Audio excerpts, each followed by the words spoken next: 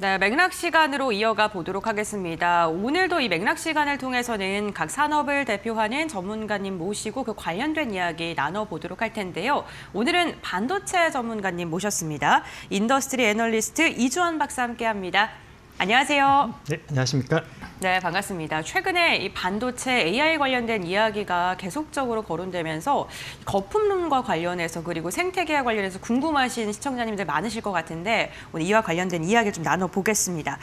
지난주 오라클이랑 브로드컴 실적 발표가 된 뒤에 월가에서는 AI 거품론이 또다시 좀 부상을 하고 있는 듯한 모습입니다. 이번에는 투자 대비 수익성에 대한 우려가 좀 강해지고 있는 듯 하는데요. 어떠한 부분이 좀 본질적으로 이렇게 불확실한 불안감을 키우고 있다고 보시나요? 사실은 좀 두 가지 측면에서 봐야 될 것 같은데 네. 하나는 좀 기업 입장에서는 좀 억울한 측면도 있을 것 같긴 해요. 왜냐하면 아직까지는 투자한 것들이 AI를 관련한 매출로 발생할 시점이 좀 안 됐기 때문에 네. 아직까지는 본격적인 이제 실제 기여가 없는 게 당연한데 그걸 가지고 이제 꼬투리 잡는 게 억울한 측면이 있긴 하고요. 또 하나는 측면에는 그러면은 시점이 됐을 때는 확실하게 매출이나 이익이 크게 급증할 수 있는 무언가 무기들을 갖고 있느냐라고 한번 물어보면 그것 역시 현재로서는 준비된 게 없다고 보여집니다. 그래서 어떻게 보면 아직은 시기가 안 됐기 때문에 그런 것도 있지만 그럼 1, 2년 후에도 기대할 만한 숨겨진 카드가 있냐라고 물어봤을 때 그것도 딱히 눈에 띄는 건 없다 보니까 이 두 가지가 복합적으로 작용을 해서 AI 거품론 이런 것들이 언론에 많이 등장하는 것 같습니다. 그렇다면 사실 이 투자를 지금 AI 기업들이 빚을 내서라도 하고 있는 상황이고요. 그거에 대해 좀 여유롭게 기다려줄 만도 한데 안 기다려주는 그런 심리도 분명히 작용하고 있는 것 같거든요. 왜 투자자들은 이렇게 지금 성급하게 계속 이야기를 하는 걸까요? 산업에 대한 이해가 부족하기 때문인 거죠. 제가 AI 투자를 요즘 네. 항상 고속도로 건설에 빗대어서 이야기를 하고 있는데 현재는 고속도로를 건설하고 있는 기간이거든요. 그럼 그 기간에는 결국에는 그 고속도로 건설 주체가 되는 기업들은 돈을 벌 수가 없습니다. 완공된 고속도로가 없기 때문에 그러면 고속도로 건설 중인 기간에는 돈을 버는 거는 건설사들이 돈을 벌죠. 그렇죠. 하드웨어 기업들. 그래서 엔비디아나 SK하이닉스가 돈을 벌고 있는 거고 그 시기가 내년까지는 지속될 거라고 대부분 예측을 하고 있습니다. 그러니까 내년까지는 본격적인 빅테크 기업들의 수익 기여는 없는 게 맞는 것 같고요. 반면에 내년이 지나서 이제는 고속도로가 완공이 되고 통행료가 발생을 하고 통행료 수입을 이제 벌어들여야 되는 시기가 됐는데도 여전히 예상했던 교통량이 되지 않아서 돈을 못 번다라고 하면 이제 확실한 버블이 되는 거죠. 그래서 지금 그 경계가 내년쯤 될 것 같아서 내년이 되면 아마도 AI 버블에 대한 찬반 논란이 지금보다 훨씬 더 뜨거워질 것이라고 예상이 되고 있습니다. 네, 알겠습니다. 고속도로에 비교를 해주셨는데 그렇다면 뭐 SK하이닉스라던가 삼성전자가 지금 건설을 하고 있는 건설사다라고 일종의 건설사에 해당하는 거죠. 네, 그렇겠네요. 그러면 이 맞춤형 그러니까 ASIC과 관련해서 시장이 확대가 되면 될수록 HBM이나 D램의 수요도 확산될 수 있다라는 이야기도 지금 계속 좀 이야기가 나오고 있는 상황이거든요. 메모리 수요에 좀 영향을 미칠까요? 어떻게 보세요? 이 부분은 사실은 조금 현재로서는 열린 결말이라고 해야 될까? 에이직이 된다고 해서 과연 네. 메모리 수요가 더 많아질지는 아무도 알 수 없는 겁니다. 그리고 HBM도 아마 초기 모델에서는 성능이 중요해서 네. 어쨌든 자사 제품을 홍보해야 되고 팔리기 시작해야 되기 때문에 HBM을 반드시 쓸 것 같지만 이제 어느 정도 시장이 형성되면은 전력 소모가 높은 HBM에 대한 그다음에 가격도 비싼 약간 매력도가 많이 떨어지게 될 거고요. 결국엔 추론 전문의 맞춤형 에이직으로 점점 가게 되면 HBM보다는 전력 소모가 적은 LPDDR 계열로 변경될 가능성이 크다고 보고 있고요. 그렇게 되면 이제 D램 업체 입장에서는 마진이 많이 축소되는 거죠. 그래서 전체 수요가 늘지의 여부에 대해서는 사실 딱히 더 늘 이유는 없다고 보고 있지만 마진율이 낮아질 가능성은 상당 부분 있다고 보여지고 있습니다. 그러면은 GPU적인 이야기를 해주셨는데 GPU 의존을 줄이고 ASIC 같은 거 이야기 나오고 TPU 이야기 나오고 하는 게 결국에는 원가 때문이라고 보시는 거예요? 가격적 원가라기보다는 네. 가격도 물론 있죠. 네. 지금 엔비디아가 만든 GPU 사서 쓰는 거는 어떻게 보면 기성품을 사서 쓰는 거다 네. 보니까 내가 원하는 딱 맞춤형 성격을 갖고 있지도 않은데 가격은 비싸고 범용 칩이다 보니까 근데 써보니까 전력 소모도 너무 생각보다 많고 네. 근데 울며 겨자 먹기로 쓰고 있는데 앞으로는 이제 학습이 어느 정도 됐다. 그럼 이제 추론 단계로 넘어갈 때는 본인의 서비스에 가장 적합한 칩이 필요하게 될 거고요. 그러다 보니까 이제 에이직 쪽으로 가게 되는데 가격에 대해서도 이점이 생기고 본인들의 서비스에 좀 더 맞춤형으로 갈 수 있는 두 가지 이점이 동시에 발생을 하기 때문에 점차 에이직 쪽으로 갈 것이라고 보는 거고요. 그런데 과연 에이직 설계들을 각자 빅테크 기업들이 하고 있는데 현재까지 이제 구글의 TPU가 가장 앞서 있고 네. 또한 많은 이제 성능에 있어서 우수하다는 평가를 받고 있지만 모든 기업들이 자체 개발한 칩들이 엔비디아 칩을 사서 쓰는 것보다 더 우수한 성능을 낼 수 있는 확신이 있지는 않은 것 같습니다. 현재로서는. 그래서 엔비디아가 과연 이런 에이직 시대에 완전히 몰락할 거라고 저는 생각하지 않고 있고요. 결국에는 시장의 일부 정도는 에이직이 가져가지 않을까 정도로 생각을 하고 있습니다. 네, 알겠습니다. 삼성과 하이닉스가 디램 시장에서의 전략을 조금 다르게 하고 있다라는 생각이 들거든요. 양사 전략 차이를 박사님께서는 어떻게 보고 계실까요? 지금 양사 전략 차이가 네. 눈에 보이기 좀 어려운데 네네. 이제 지난 한 2년 동안 제가 제 3자정 시간을 봤을 때는 네. 굉장히 양쪽 다 몸을 사리는 모습이었습니다. 그래요? 네. 투자도 안 하고 그다음에 실제로 생산도 가동률 일부러 떨어뜨려서 공급을 축소시키는 방향. 네. 그것이 사실은 최근에 메모리 가격 급등의 원인이라 보고 있는 거고요. 근데 이게 지속 가능할 수는 없는 게 중국의 점유율이 빠르게 올라오고 있기 때문에 결국엔 내년부터는 다시 확장 정책으로 바뀔 거라고 저는 보고 있고요. 그렇게 됐을 때 양사 간의 지금 전략 차이는 하이닉스 같은 경우는 여전히 D램 위주로 갈 것 같고요. 가장 강점을 보이고 있고 여전히 HBM 수요가 내년에도 많다고 보여지고 있는데 상대적으로 지금 기술력에 있어서 앞서 있는 입장이다 보니까 반면에 삼성전자는 파운더리라는 또 새로운 사업을 갖고 있다 보니까 파운더리의 적자를 축소하고 어떻게든지 고객을 확대해서 지금 6%까지 축소되어 있는 시장 점유율을 다시 이전의 10% 이상으로 올리려는 노력들 쪽에 더 많은 공을 들이지 않을까 생각하고 있습니다. 그 이야기를 들어보니까요. 결국에는 지금 그 반도체 가격이 기하급수적으로 증가하고 있는 상승하고 있는 이유 중에 하나를 공급의 축소로 들었어요. 그렇게 된다. 그렇게 이야기를 해주셨는데 그러면은 내년에 공급을 확대하고 또 여러 가지 공장에 대한 캐파도 좀 늘리고 있으니까 그렇게 된다면 반도체가 또 사이클적으로도 다시 하락을 한다라고 봐야 될까요? 이게 수요가 폭발적으로 증가해서 올라간 가격이라면 오래 지속될 수가 있는데 네, 그렇죠. 지금같이 공급자가 인위적으로 폭등시킨 가격은 좀 빠르게 떨어질 수가 있거든요. 그래서 제가 최근에 10월, 11월에가 네. 가격이 가장 빠르게 올랐습니다. 그래서 그걸 생산 지표를 봤더니 10월 달에 삼성전자 하이닉스가 가동률을 뚝 떨어뜨렸고요. 그래서 생산과 출하량을 20%를 축소를 했습니다. 그러니까 가격이 급등하는 효과가 바로 났던 건데 그러니까 인위적으로 공급을 축소해서 올라왔던 가격이기 때문에 떨어질 때 속도도 굉장히 빠를 거라고 저는 생각하고 있습니다. 네, 알겠습니다. 이러한 시장에서요, SK 하이닉스가 미국의 증권 형태로 상장을 검토하고 있다는 소식도 전해졌습니다. 관련돼서 파급 효과를 어느 정도로 예상하실까요? 일단 규모가 보유하고 있는 자사주 내에서 하겠다고 했잖아요. 네, 추가 발행이 아니고 제가 신문에서 보기로는 언론에서 9조 원 정도 얘기를 하는데 만약에 추가적으로 투자 자금을 확충하기 위한 거라면 9조 원이라는 금액은 거의 도움이 되지 않는 수준이어서 네. 의미가 없고 그리고 추가로 주식을 발행하지 않더라도 결국 외국인들의 투자세가 양쪽으로 분할되는 효과는 분명히 발생할 거거든요. 그 얘기는 코스피에 상장되어 있는 하이닉스의 주가는 약세 쪽으로 갈 수밖에 없는 건데 네. 추가적인 투자 확충도 되지 않고 국내 상장된 주식의 주가를 약세로 가는 정도의 ADR 발행이라면 실익이 있을까라는 생각이 저는 솔직히 갖고 있습니다. 그러면 왜 상장을 검토하고 있는 거예요? 일단 그 부분에 대해서는 분명히 광노정 대표는 투자 자금 쪽에 목적이 있다라는 식으로 말씀하셨는데 그러기에는 규모가 너무 작아서 그런 규모가 많이 커져야 되고요. 그쵸. 오히려 국내 본인이 자사주 외 추가 상장까지도 고려를 해야 되는데 그런 것까지는 아직은 모르겠습니다. 진짜 검토 단계니까 추가 갈 수도 있는데 그렇게 되면 분명히 국내 주식은 또 희석되기 때문에 국내 투자자들한테는 악재로 작용할 수가 있어서 사실은 어느 쪽을 선택하더라도 한국에 있는 동학개미들 입장에서는 굉장히 불편한 상황이 될 것 같습니다. 선택지는 않는 상황이군요. 맞습니다. 네, 알겠습니다. 지금 뭐 그냥 검토 중이고 확실시 된 부분은 아니기 때문에 지금 뭐 뚜렷하게 뭐 내용이 나온거나 그런 건 없는 상황이고요. 그 HBM3가 하이닉스가 독주를 했는데 4에 대해서는 지금 3파전 양상이 좀 펼쳐지고 있는 상황입니다. 삼성과 SK 그리고 마이크론 이렇게 3파전에 대한 이야기가 계속 나오고 있는데 과연 이 3파전에서 승기를 잡을 수 있는 핵심적인 요소가 어떤 거라고 보시는지요?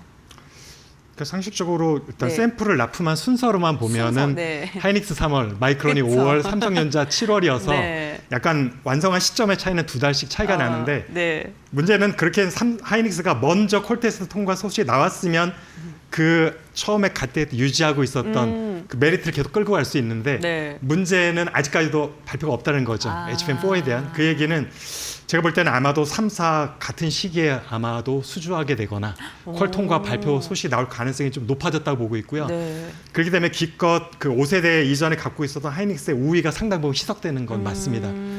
이제 그래서 사실은 6세대에서 하이닉스가 여전히 뭐 80% 이상의 시장 점유율을 차지할 수 있을지, 그러니까 엔비디아 고객 내에서 말씀드리는 거고요. 이 시장 점유율은 그 부분에 대해서는 여전히 베일에 갈려져 있다고 저는 판단하고 있어서 뚜껑을 열어봐야 될 것 같습니다.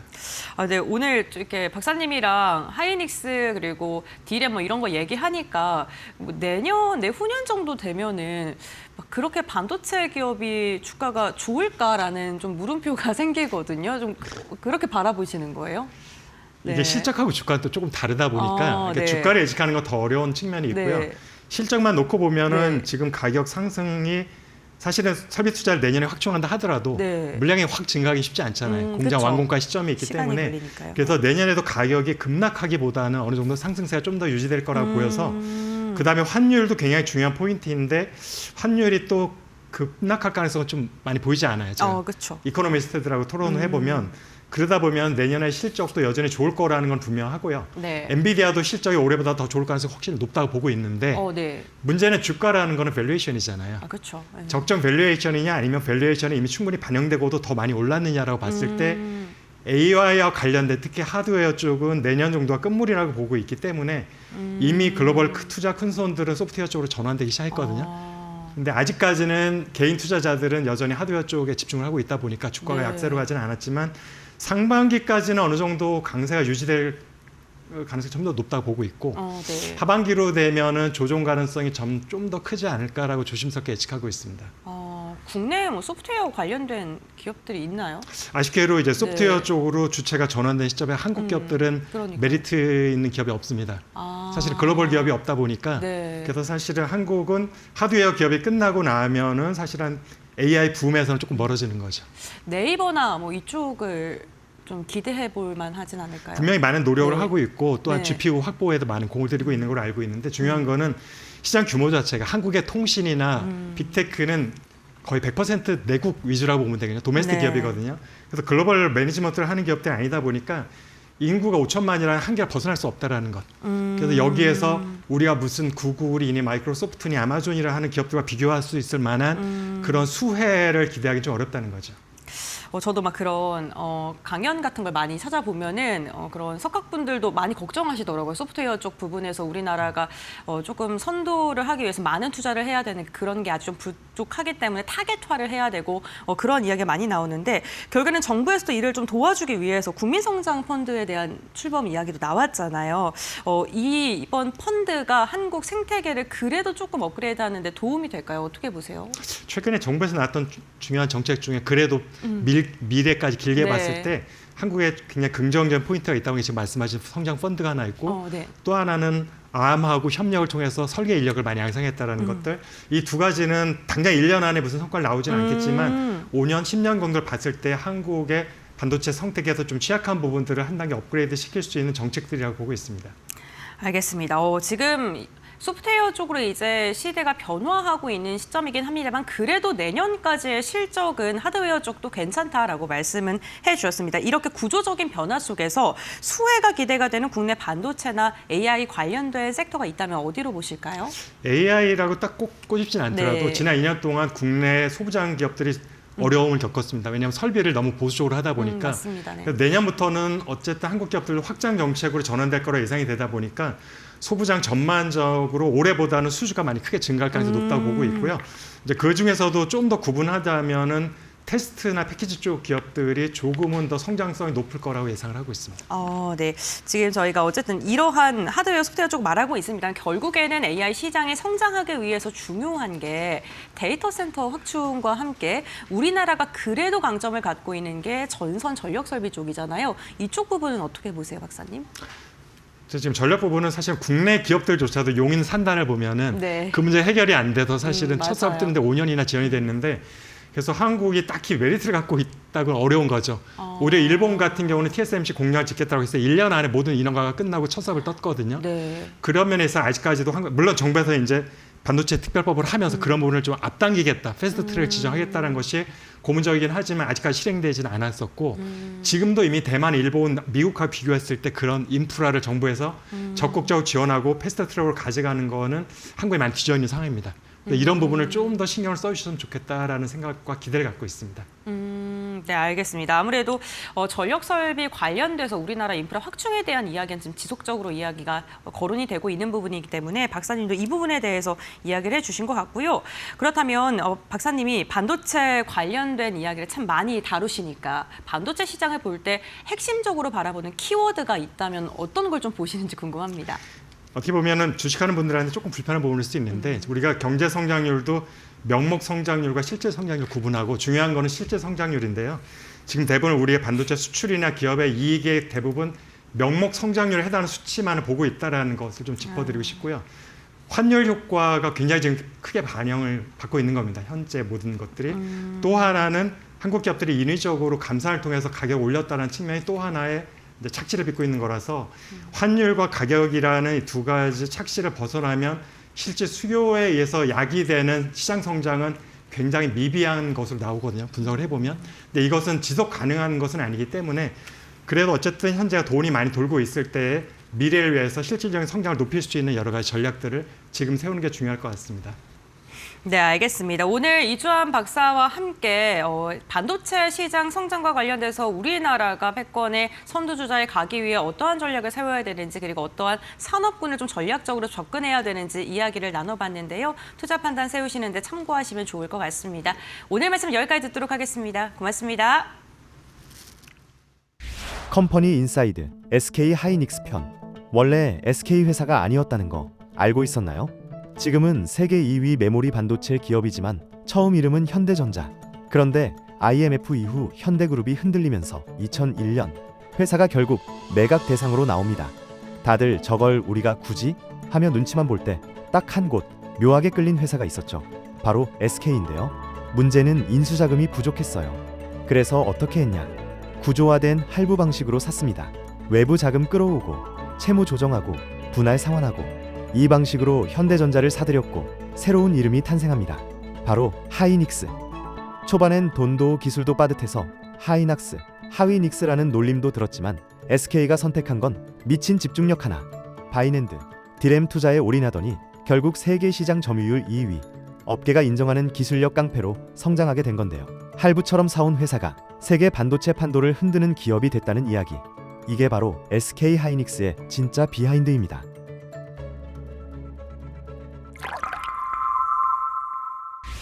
자, 오늘도 애널리스트 분 한 분 모시고 업황에 대한 전반적인 올해 결산, 내년도 전망 이렇게 하는 시간 가져보겠습니다. 오늘은 전력, 그다음에 원전 쪽, 이쪽에 남미식 SK증권 연구위원 모시고 얘기 나눠보겠습니다. 어서 오십시오, 위원님. 네, 반갑습니다. 예.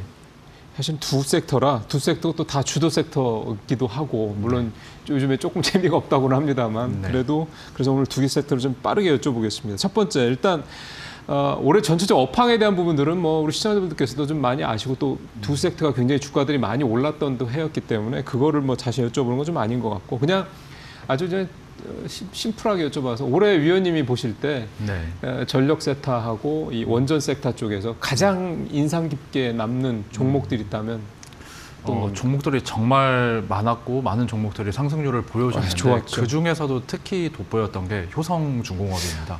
200만 원을 넘었으니까. 그렇죠. 원래 제가 이제 3년 전에 커버를 시작했었을 때 주가가 지금 7만 원, 8만 원 이때 진짜요? 커버를 시작을 했는데 지금 200만 원을 넘어갔거든요. 그래서 연초 대비 주가 상승률도 한 370% 기록을 하고 있고 지금 황제주를 넘어가지고 거의 증시에서 가장 주가가 높은 회사로 이제 꼽히고 있다 보니까 네. 효성중공업이 가장 기억에 많이 남습니다. 네. 그리고 뭐 절대적인 이제 퍼포먼스도 중요하기는 한데 개인적으로도 이제 효성중공업을 보면서 많이 반성을 한 부분도 있습니다. 어떤 면이요? 그러니까 저는 이제 탑픽을 제 성향 자체가 사이클이 오면은 가장 퓨어한 기업을 좋아하다 보니까 네. 효성중공업은 건설 사업부가 있어가지고 맞아요. 그동안 조금 강하게 추천드리지는 않았어요. 약간 그게 좀 깎아먹는 거였죠. 깎아먹는 요소다라고 생각을 했는데 그게 제가 생각을 조금 잘못한 부분이 있었습니다. 그러니까 사이클이 계속 계속 진행이 되면은 후발주자인 기업 역시도 수익성이 개선이 되면서 주가가 이렇게 폭발적으로 올라갈 수가 있었는데 제가 그거를 살짝 좀 간과했던 게 개인적으로는 조금 아쉬운 부분이다라는 거를 말씀드리고 싶습니다. 올해 효성중공업이 그렇게 지금 사실은 주가가 이제는 200만 원 아래로 내려오긴 했어도 네. 여전히 190만 원 정도 되고 올해 고점은 250만 원 가까이 갔어 그랬단 말이에요.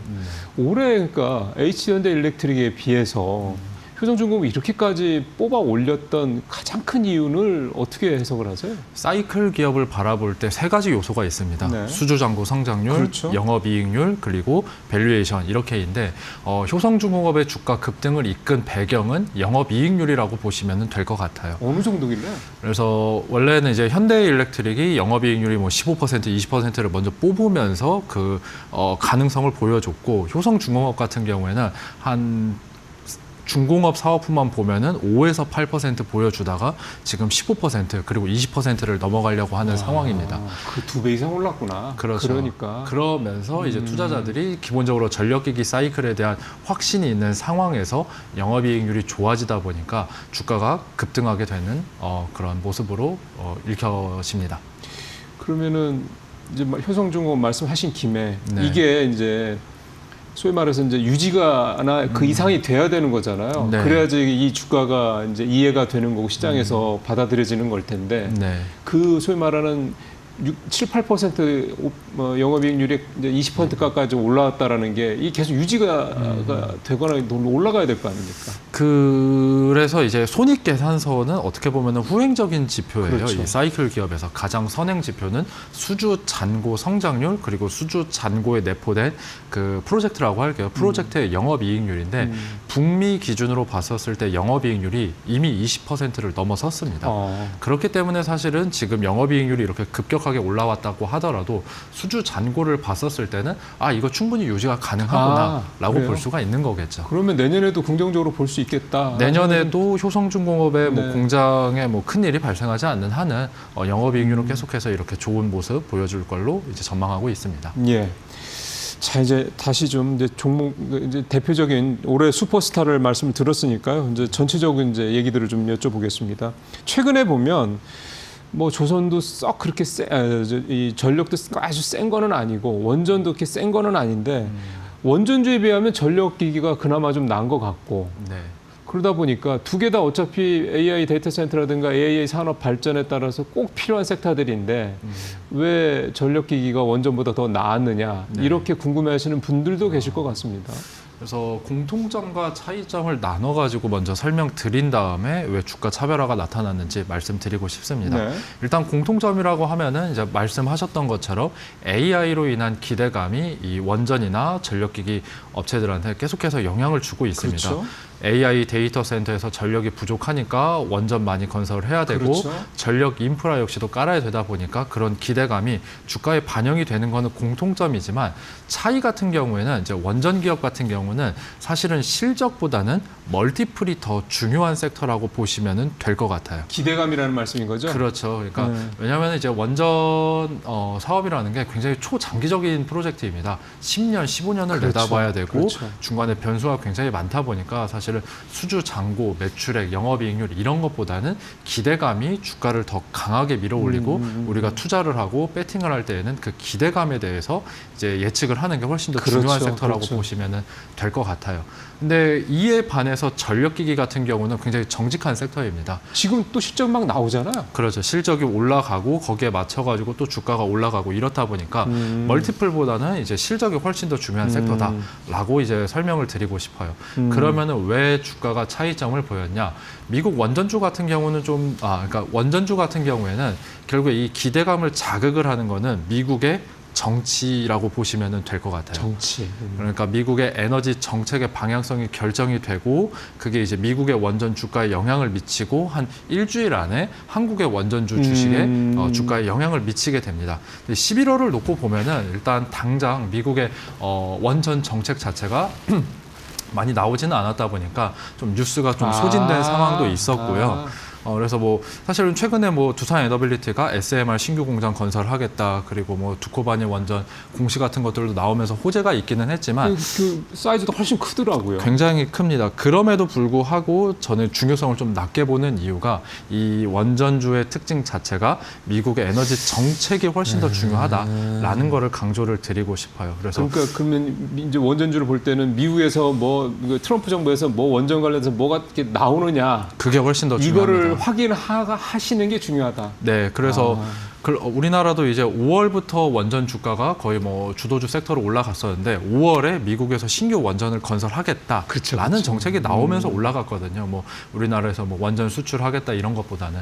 그래서 항상 강조를 드리는 게 미국의 정책을 강조드리고 싶습니다. 네, 이게 여러분께서 이 부분은 되게 중요한 보실 때 되게 중요한 팁으로 생각하시면 좋을 것 같습니다. 그러니까 미국에서 뭐 얘기가 나온다 그런 것들이 조용하면은 확실히 좀 주춤하다라는 거. 네, 맞습니다. 그에 대해서 전력은 계속해서 수주 얘기가 나오고 뭐 이런 얘기가 실적이 나오다 보니 받쳐주고 3분기 실적이 또 잘 나오는 거를 또 투자자분들이 확인하고 그 가이던스 그리고 뭐 컨센서스 이런 것들을 확인하면서 계속 레벨업이 되고 있다 보니까 주가 차별화가 좀 나타났다. 이렇게 설명드리고 싶습니다. 예.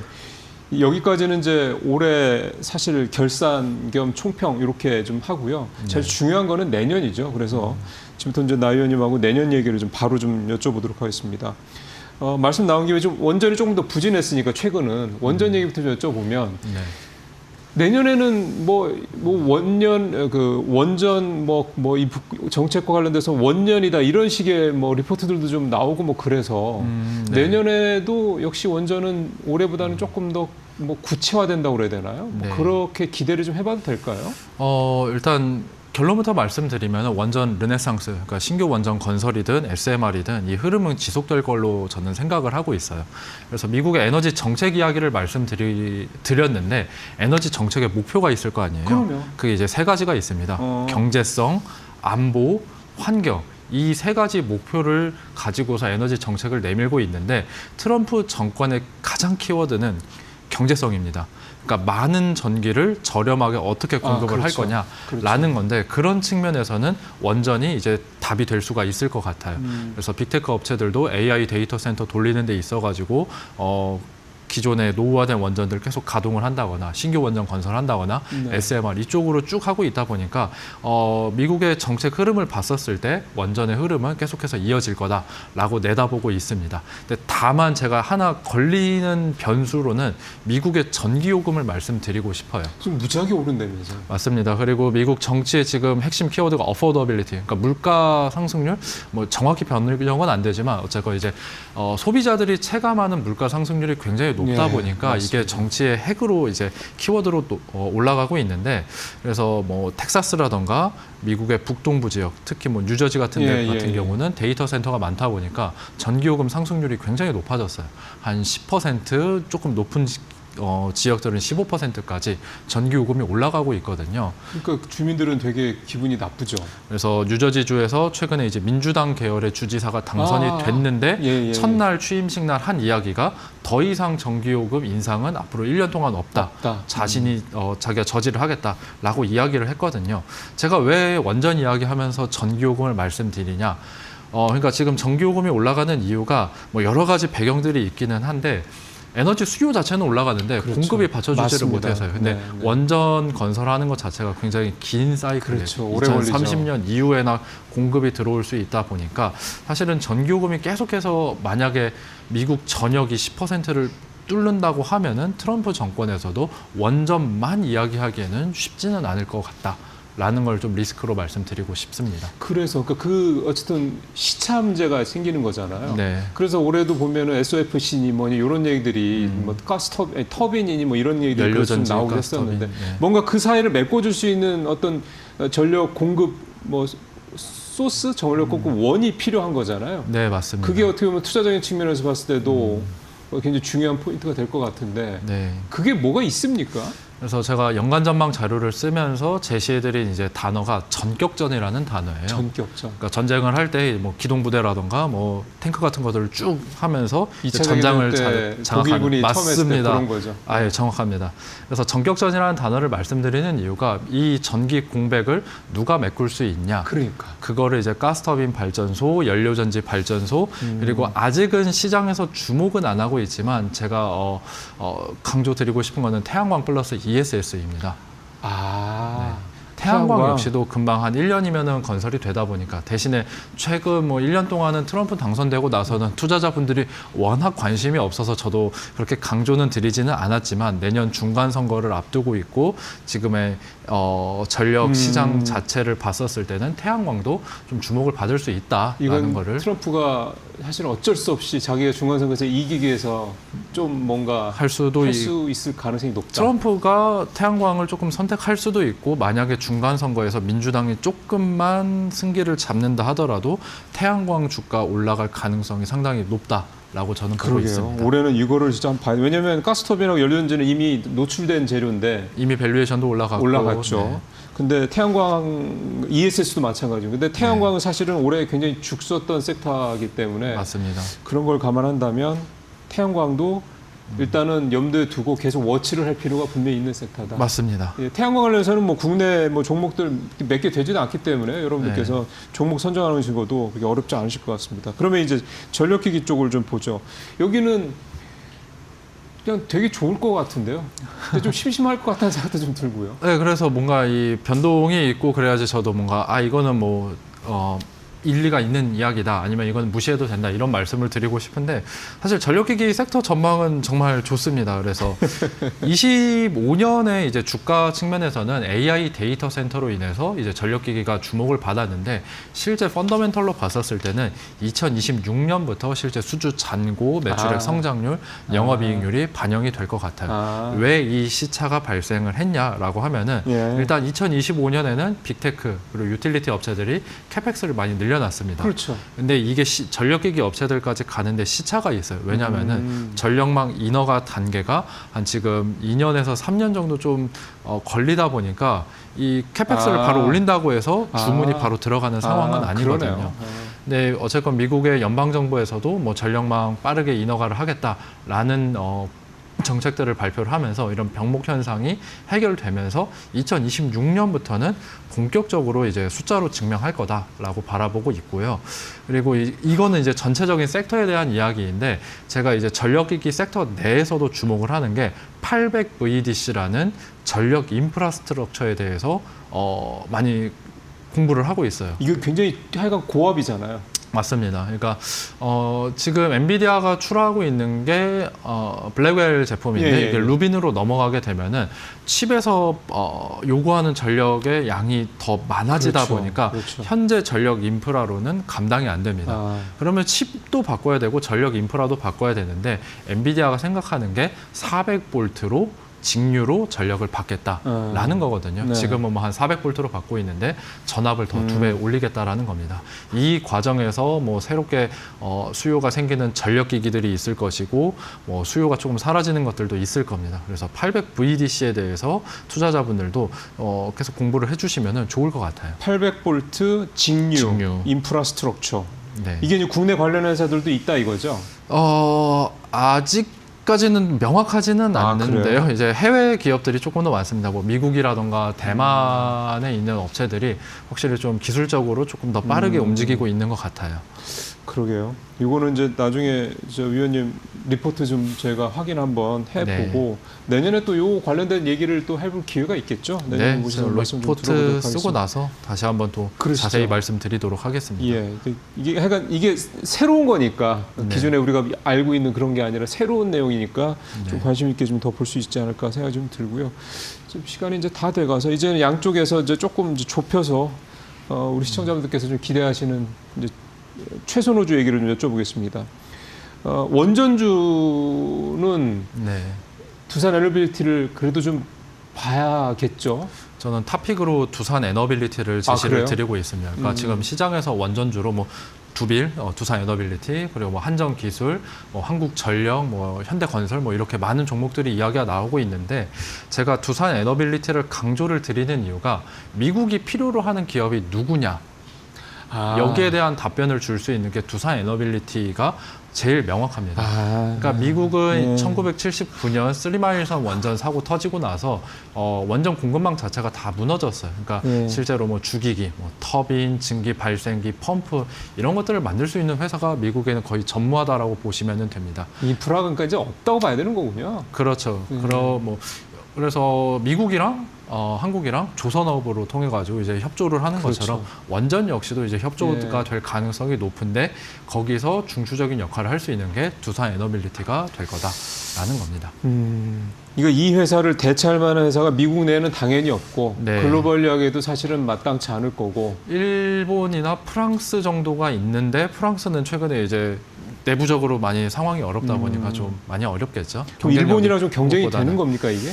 그러니까 일본 같은 경우는 사실 원래 원전 수출 시장에서 퇴출된 국가입니다. 그러니까 후쿠시마 원전 사고 발생하고 나서 완전히 사라졌는데 최근에 미국이랑 일본이랑 같이 공조하면서 뭐 히토류라던가 여러 가지 산업 측면에서 협조를 하고 있다 보니까 조금 신경이 쓰이기는 해요. 네. 근데 이게 막 압도적으로 우리가 진짜 긴장할 정도의 그런 그 경쟁까지는 정도는 아니다. 네, 라고 생각합니다. 예.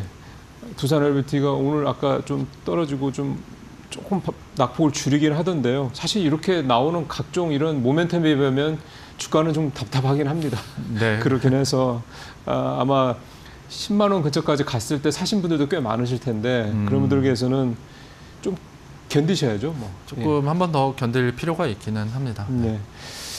그다음에 또 이제 전력 쪽에서 최선호주는 이게 이제 앞서 효성중공업 설명을 좀 해주셨는데 내년에도 효성중공업은 아니고 일진전기를 탑픽으로 제시를 드리고 있습니다. 지난번에 나오셨을 때 여기가 증설 효과가 기대된다는 말씀을 하셨던 기억이 나네요. 예, 맞습니다. 그래서 일진전기 같은 경우는 70%는 전선사업, 매출액의 70%는 전선사업, 30%는 전력기기 사업을 하고 있는데 일진전기 같은 경우는 현대나 효성에 비해서는 어떻게 보면 조금 세컨티어 업체라고 보시면 될 것 같아요. 네. 근데 이제 사이클이 초반부는 완전히 지난 상황에서 오히려 이제 중반부, 하반부로 들어설게 되면은 세컨티어 업체들이 오히려 영업이익 성장률이 훨씬 더 강하고 주가 역시도 더 강하게 나올 수 있다 보니까 일진전기를 좀 더 강조드리고 싶습니다. 예. 원전에서는 역시 대장주인 두산 에너빌리티. 이거는 사실은 뭐 저를 비롯해서 많은 분들이 아마 그렇게 생각을 하실 것 같고요. 당연히 최근에 주가가 좀 말한 부분은 좀 견디시거나 아니면 안 갖고 계신 분들은 좀 기다리실 필요가 있다는 거고, 그다음에 전력 쪽은 이제 일진전기 세컨티어 쪽에 있는 그런 대표적인 종목으로 얘기하셨고, 마지막으로 이거 하나만 더 여쭤보겠습니다. 서해안 에너지 고속도로 이게 이제 이재명 정부의 국책 사업이고 이거가 이제 내년부터 이제 이 사업도 본격적으로 어쨌든 진행이 될 것 같은데 뭐 발주부터 시작해서 하나하나. 이쪽은 전력기기 쪽한테는 또 다른 새로운 모멘텀 아닐까 싶습니다. 맞습니다. 그래서 서해안 에너지 고속도로 자체가 이제 신재생 에너지를 전라도에서 수도권까지 연결하겠다라는 사업인데 사업의 규모 자체도 크다 보니까 국내외 전력기기 회사들이 다 달라붙고 있거든요. 근데 저는 이제 이 사업에서 가장 돈을 많이 벌 수 있는 회사는 LS 그룹이라고 생각하고 있고요. LS 그룹. 네, 그리고 그룹 내에서도 누가 제일 좋냐라고 하면은 LS 마린 솔루션이 가장 좋아 보입니다. 여기 그렇게 큰 회사 아닌 것 같은데? 아마 그래서 말씀드릴 때 제가 또 이 비즈니스 모델을 간단하게 설명을 드려야 되는데요.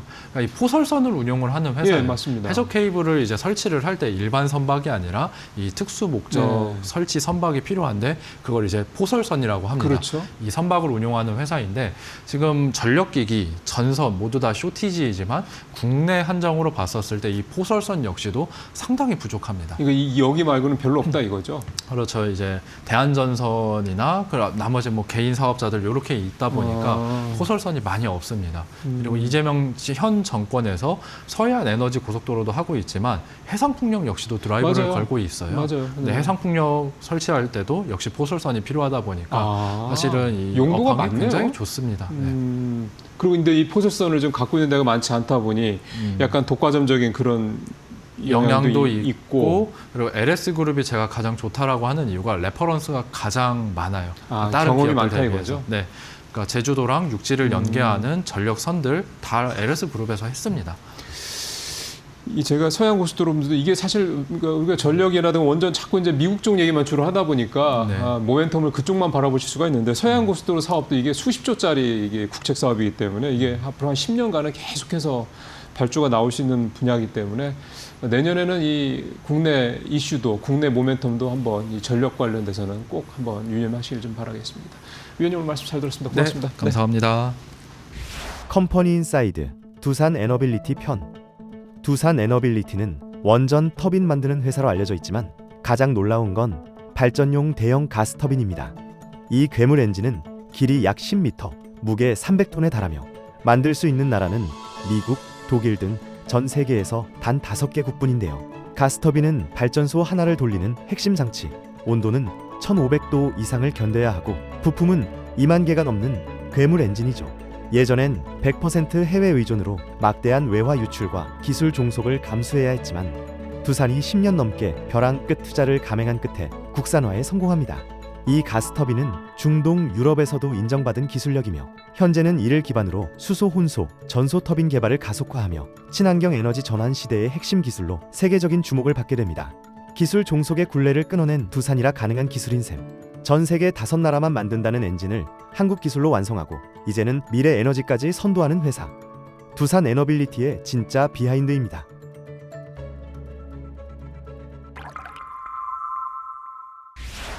네, 맥락 시간으로 이어가 보도록 하겠습니다. 오늘도 가스산업을 대표하는 전문가와 함께 관련 산업에 대한 이야기를 나눠보고자 하고요. 오늘은 운송과 관련된 이야기, 조선부터 그리고 LCC, 항공과 같이 여러 가지 포괄적으로 한번 다뤄보도록 하겠습니다. 오늘 이 시간 LS증권의 이재혁 연구원 함께합니다. 안녕하세요. 안녕하세요. 네, 반갑습니다. 오늘 운송 관련된 것 중에 역시 가장 먼저 조선 섹터를 다뤄봐야 될 듯합니다. 미국에서 국방수권법에 대한 행정명령이 통과가 됐는데 여기서 한국 조선사에 대한 우선권이라는 문구가 빠진 것으로 지금 알려져 있습니다. 이 부분이 좀 조선 관련된 섹터에 영향을 있을지 궁금한데 어떻게 보셨을까요? 네, 우선적으로 사실은 섹터를 담당하고 있는 그리고 이 대한민국 조선업의 어떤 슈퍼사이클을 마주하고 있는 현 시점에서 글로벌 신규 선박에 대한 니즈를 저희가 감안을 해봤을 때 누가 우선권을 주는 상황이냐라는 생각이거든요. 네. 이 조금은 과감한 인트로로 좀 시작을 해봤습니다만은 네.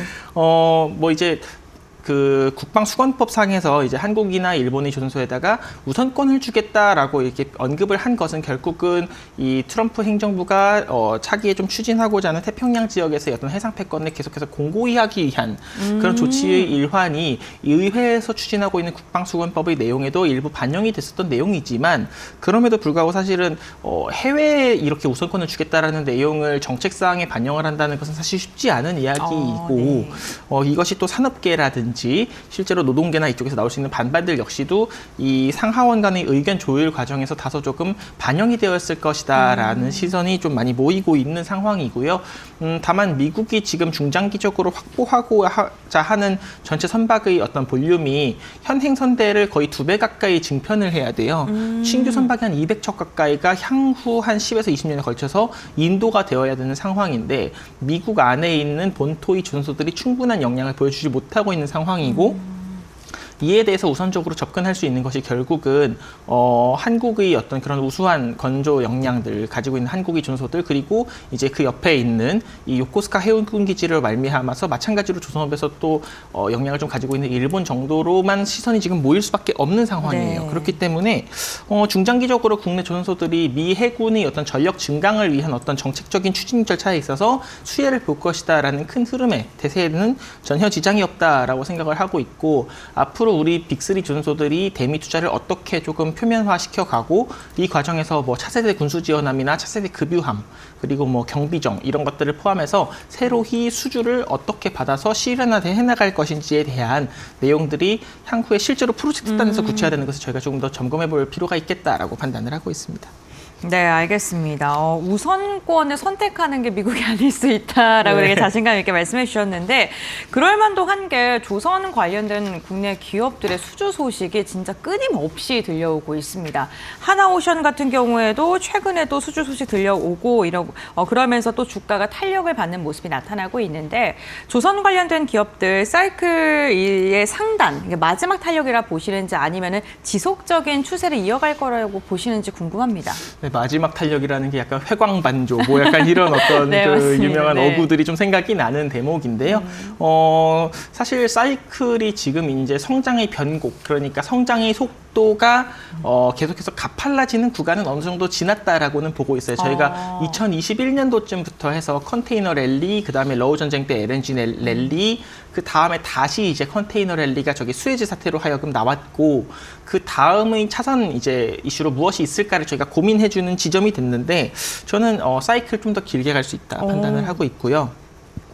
새롭게 이제 저희가 통상적으로 조선업을 분석하는 데 있어서 조선소들이 경상적으로 선박을 수주할 때 이 선박으로부터 몇 %의 마진이 나올 것이다라는 것을 저희가 일반적으로 판단을 해보면은 LNG 운반선이 가장 높은 수준의 기술력을 요하다 보니까 가장 소위 말해서 마진율이 높습니다. 뭐 최소 2자릿수 이상을 저희가 기대를 하는 건인데, 요 LNG 운반선의 신규 발주가 다시금 재개되는 움직임이 좀 나오고 있다라고 보고 있어요. 여전히 좀 기대를 많이 하고 있고, 사실은 24년도까지 LNG가 많이 나오다가 이 많이 나온 것이 기저 효과에 더불어서 어떤 미국이 그 관세 협상을 하면서 자기네들이 LNG를 몇 년도부터 언제까지 수출할지에 대해서 각국 정부들이랑 계속해서 조율하는 절차들도 있었고, 그리고 글로벌 국제유가가 좀 눌리다 보니까 LNG 프로젝트들이 다소 탄력을 못 받은 부분들도 있다 보니까 25년도 LNG 수주 소식이 다소 조금 부진했습니다만은 요번 이제 12월 연말에 들어서면서 다시 LNG 발주가 재개가 되는 움직임을 보여주고 있고,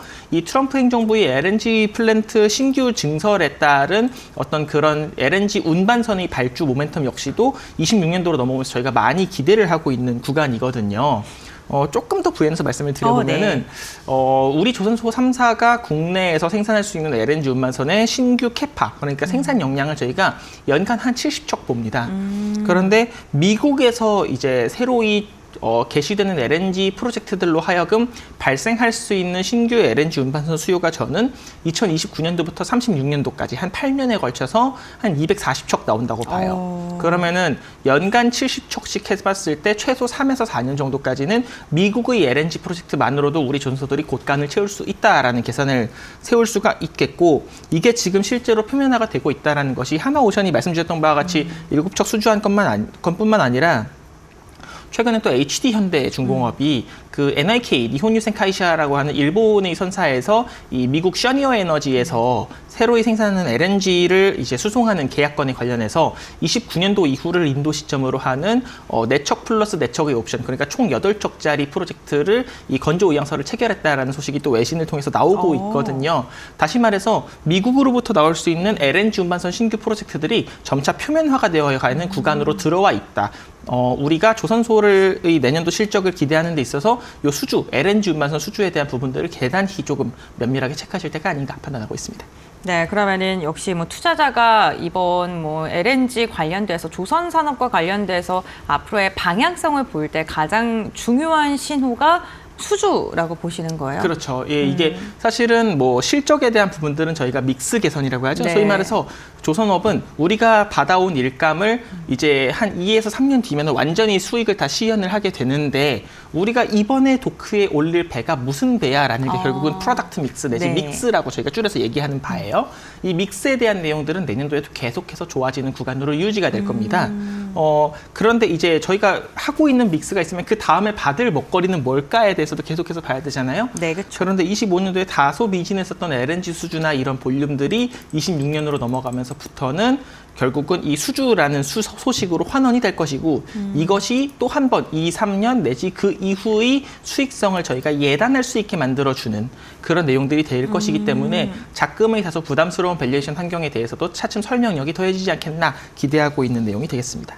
네, 제가 이 연구원님 뵙고 싶었던 이유 중에 하나가 HD현대가 인도에서 예. 공장 짓고 뭐 기술 다 이제 넘겨서 완전 인도를 우리나라처럼 만들겠다 뭐 이러한 이야기가 나왔잖아요. 그거에 대해 좀 궁금하더라고요. 네, 그 시장은 좀 어떻게 보세요? 사실 인도 네. 같은 경우에는 저희가 신조 선박을 건조하기보다는 저처럼 이제 해운업을 좀 같이 담당하는 섹터 연구원 입장에서는 네. 인도는 저희가 흔히 이 폐선으로 대단히 유명합니다. 그 소위 말해서 다 쓴 선박들을 인도에서 이거를 다 부셔서 그 안에 네. 들어있는 자재들 그리고 고철 이런 재활용하는 것들을 거예요? 다시 재활용하고 또 이제 자재로 만들어 다시 매각을 하는 네. 그런 어떤 저부가 가치 사업에 특화된 이거를 이제 저희가 폐선야드라고 부르거든요. 아. 상장사도 있어요. 하리아나라고. 네. 근데 이것에서 단순히 그치지 않고 인도 역시도 새로운 선박을 건조할 수 있는 역량을 확보하려고 하는 노력을 좀 하고 있는 게 HD 현대그룹의 어떤 해외 시장 진출에 대한 니즈와 다소 조금 연결이 되는 부분이 있고요. 요거는 아마 인도 쪽의 조선소들이 가지고 있는 건조 역량이나 현지 인프라를 고려했을 때 앞서서 제가 언급했던 LNG 같은 건 현실적으로 어렵다. 아, 네. 대신에 원자재를 운반하는 건화물 운반선, 벌크선이라든지 특히나 원유를 운반하는 VLCC선 같은 것들은 인도의 야드에서 새로이 추진을 해볼 만한 최근에 이제 코친이라고 인도의 국영조선소가 작년도에 새로 도크를 하나 지었고 HD 현대중공업이랑 MOU도 맺었어요. 그래요? 네. 그랬는데 이들 입장에서 이런 어떤 선박들을 또 필요로 하는 게 약간 그런 게 있습니다. 인도랑 중국이 특히 뭐 이제 해외 외교 뉴스 이런 거 좀 좋아하시는 분들은 자주 보시겠지만 사실 외교적으로나 군사적으로 그렇게까지 우호적인 관계는 서로 아니에요. 사이 안 좋죠. 네. 그러다 보니까 이들 입장에서는 결국은 글로벌리 저부가 가치 선박들에 대한 시장을 중국이 다 잡고 있는 상태에서는 자기들이 이들 선박들을 중국에 발주를 내고 또 해운사들로 하여금 이들의 어떤 그 선박의 밸류체인을 중국에 잠식되어 있는 상황이 유지가 되면은 중장기 에너지 안보에 문제가 생기는 거예요. 근데 이들은 이제 지금 글로벌리 금리가 빠져나가는 구간에서 신흥국들이 투자를 더욱더 늘리고 특히 인도 같은 경우에는 대부분의 에너지를 또 해외에서 수입을 많이 하는 국가다 네. 보니까는 자체적으로 선박을 우리가 건조를 해서 이 중간단에서의 이 조달 역량, 그러니까 자본이 우리나라로 유입이 될 수 있는 경로를 안전 경로를 확보하자라는 어떤 그런 의지가 조금 올라가 있는 상태다라고 판단을 할 수가 있겠습니다. 그러한 의지들이 자체 역량만으로 안 되다 보니까는 실제로 표면화가 되어가고 있는 것들이 최근에 나왔던 HD 현대중공업과 코친 간의 어떤 그런 교류 절차라고 보고 있고요. 알겠습니다. 어쨌든 뭐 반도체도 그렇고 자동차도 그렇고 전반적으로 중국 시장에 투자를 했던 거를 세계 시장에서 이제 인도 쪽으로 옮겨가려는 그러한 모습들이 나타나는데 이게 조선 쪽에서도 포착이 되고 있다라고 말씀을 해주셨고요.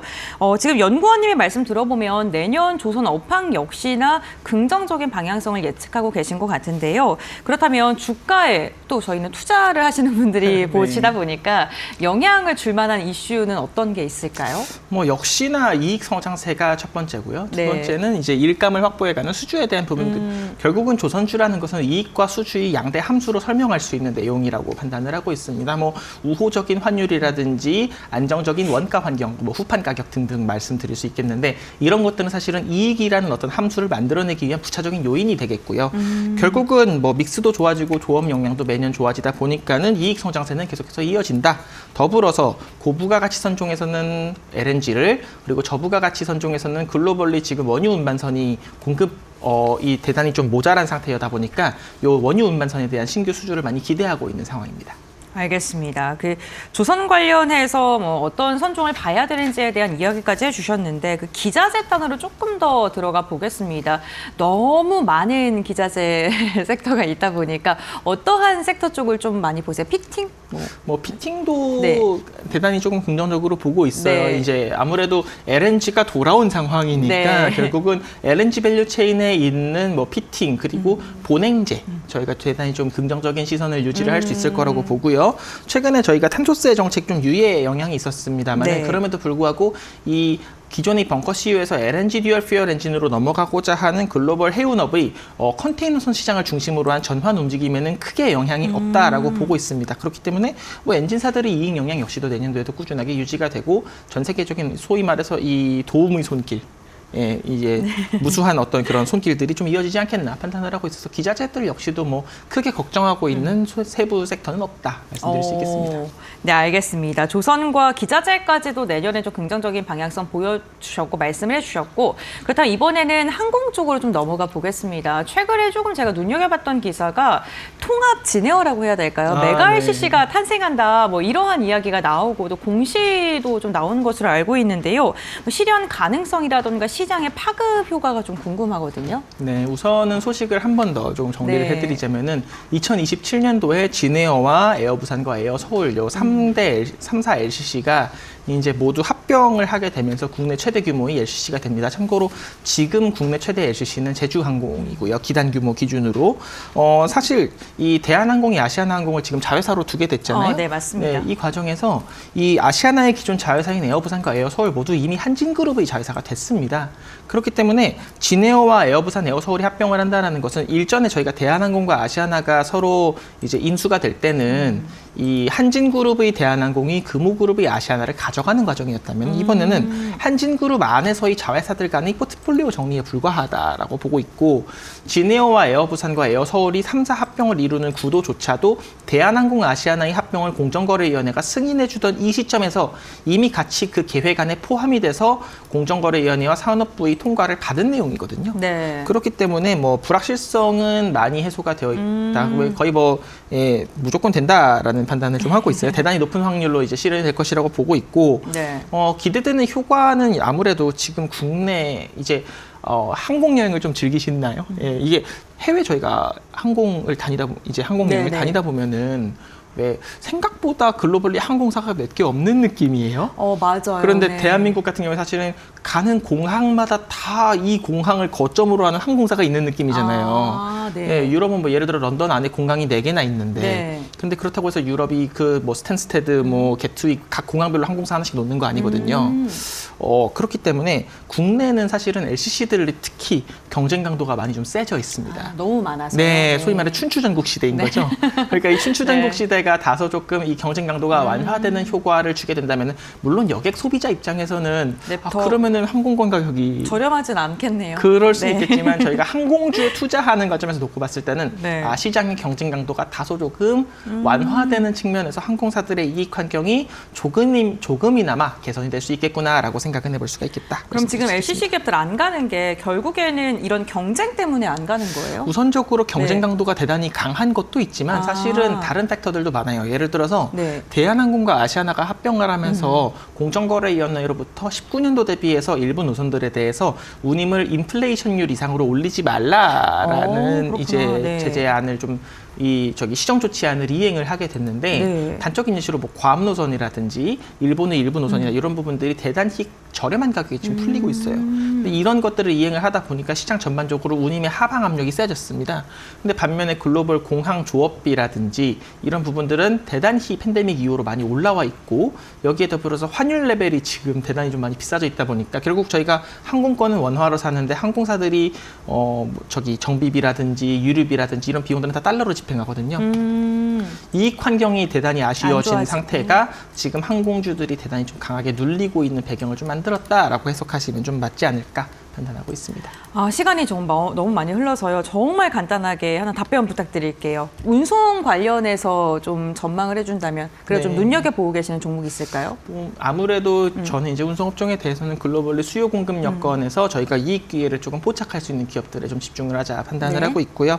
자동차 운반선 시장이 지금 항로별 수요 괴리, 공급 괴리가 대단히 좀 커져 있다 보니까 네. 현대글로비스가 내년도에도 충분히 좀 증액 모멘텀을 이룰 수 있을 것이다. 또 하나로는 이제 올해에 한 10년 만에 지금 감익을 좀 보고 있는 회사가 CJ 대한통운인데 리테일 시장이 조금 다시 온기를 되찾고 네. 이 계약 물류 쪽에서 그리고 글로벌 사업 쪽에서 이익 환경이 다소 조금 돌아서는 가운데 또 최근에 반쿠팡, 탈쿠팡 효과들 역시도 이 회사를 둘러싼 어떤 시장에서의 기대치를 조금 더 올려주는 효과를 주다 보니까 CJ 대한통운 역시도 긍정적으로 추천드릴 수 있겠습니다.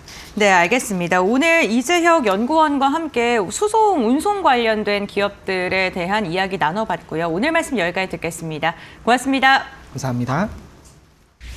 컴퍼니 인사이드 SAMT 편 SAMT 겉으로는 평범한 전자부품 유통사 같지만 삼성전자 반도체를 취급하는 주요 유통사 중에서도 가장 큰 비중을 담당하는 곳입니다. 단순히 부품을 유통하는 게 아니라 시장 변화를 가장 먼저 체감하는 기업으로도 알려져 있습니다. SAMT가 다루는 스마트폰, 가전, 차량 전장용 칩과 모듈은 시장 온도에 가장 민감한 부품들이기 때문인데요. 그래서 업계에서는 SAMT 재고를 보면 시장 흐름이 보인다는 말이 돌 정도로 이 회사의 재고 변화는 꽤 주목받는 편입니다. 재고가 쌓이면 둔화 조짐, 재고가 줄면 수요 회복 신호. SAMT의 재고 흐름이 제조사의 주문 변화를 거의 실시간으로 반영하는 구조죠. 여기서 끝이 아닙니다. SAMT는 카메라 이미지 센서 국내 1위 유통사이기도 합니다. CCTV, 로봇, 자동화 공장, 자율주행차처럼 센서가 필요한 산업이 빠르게 성장하면서 이 회사의 존재감도 더 커지고 있는 건데요. 겉으로 잘 드러나지 않지만 한국전자, 반도체 공급망에서 묵묵히 핵심 역할을 해온 숨은 플레이어, 바로 SAMT입니다.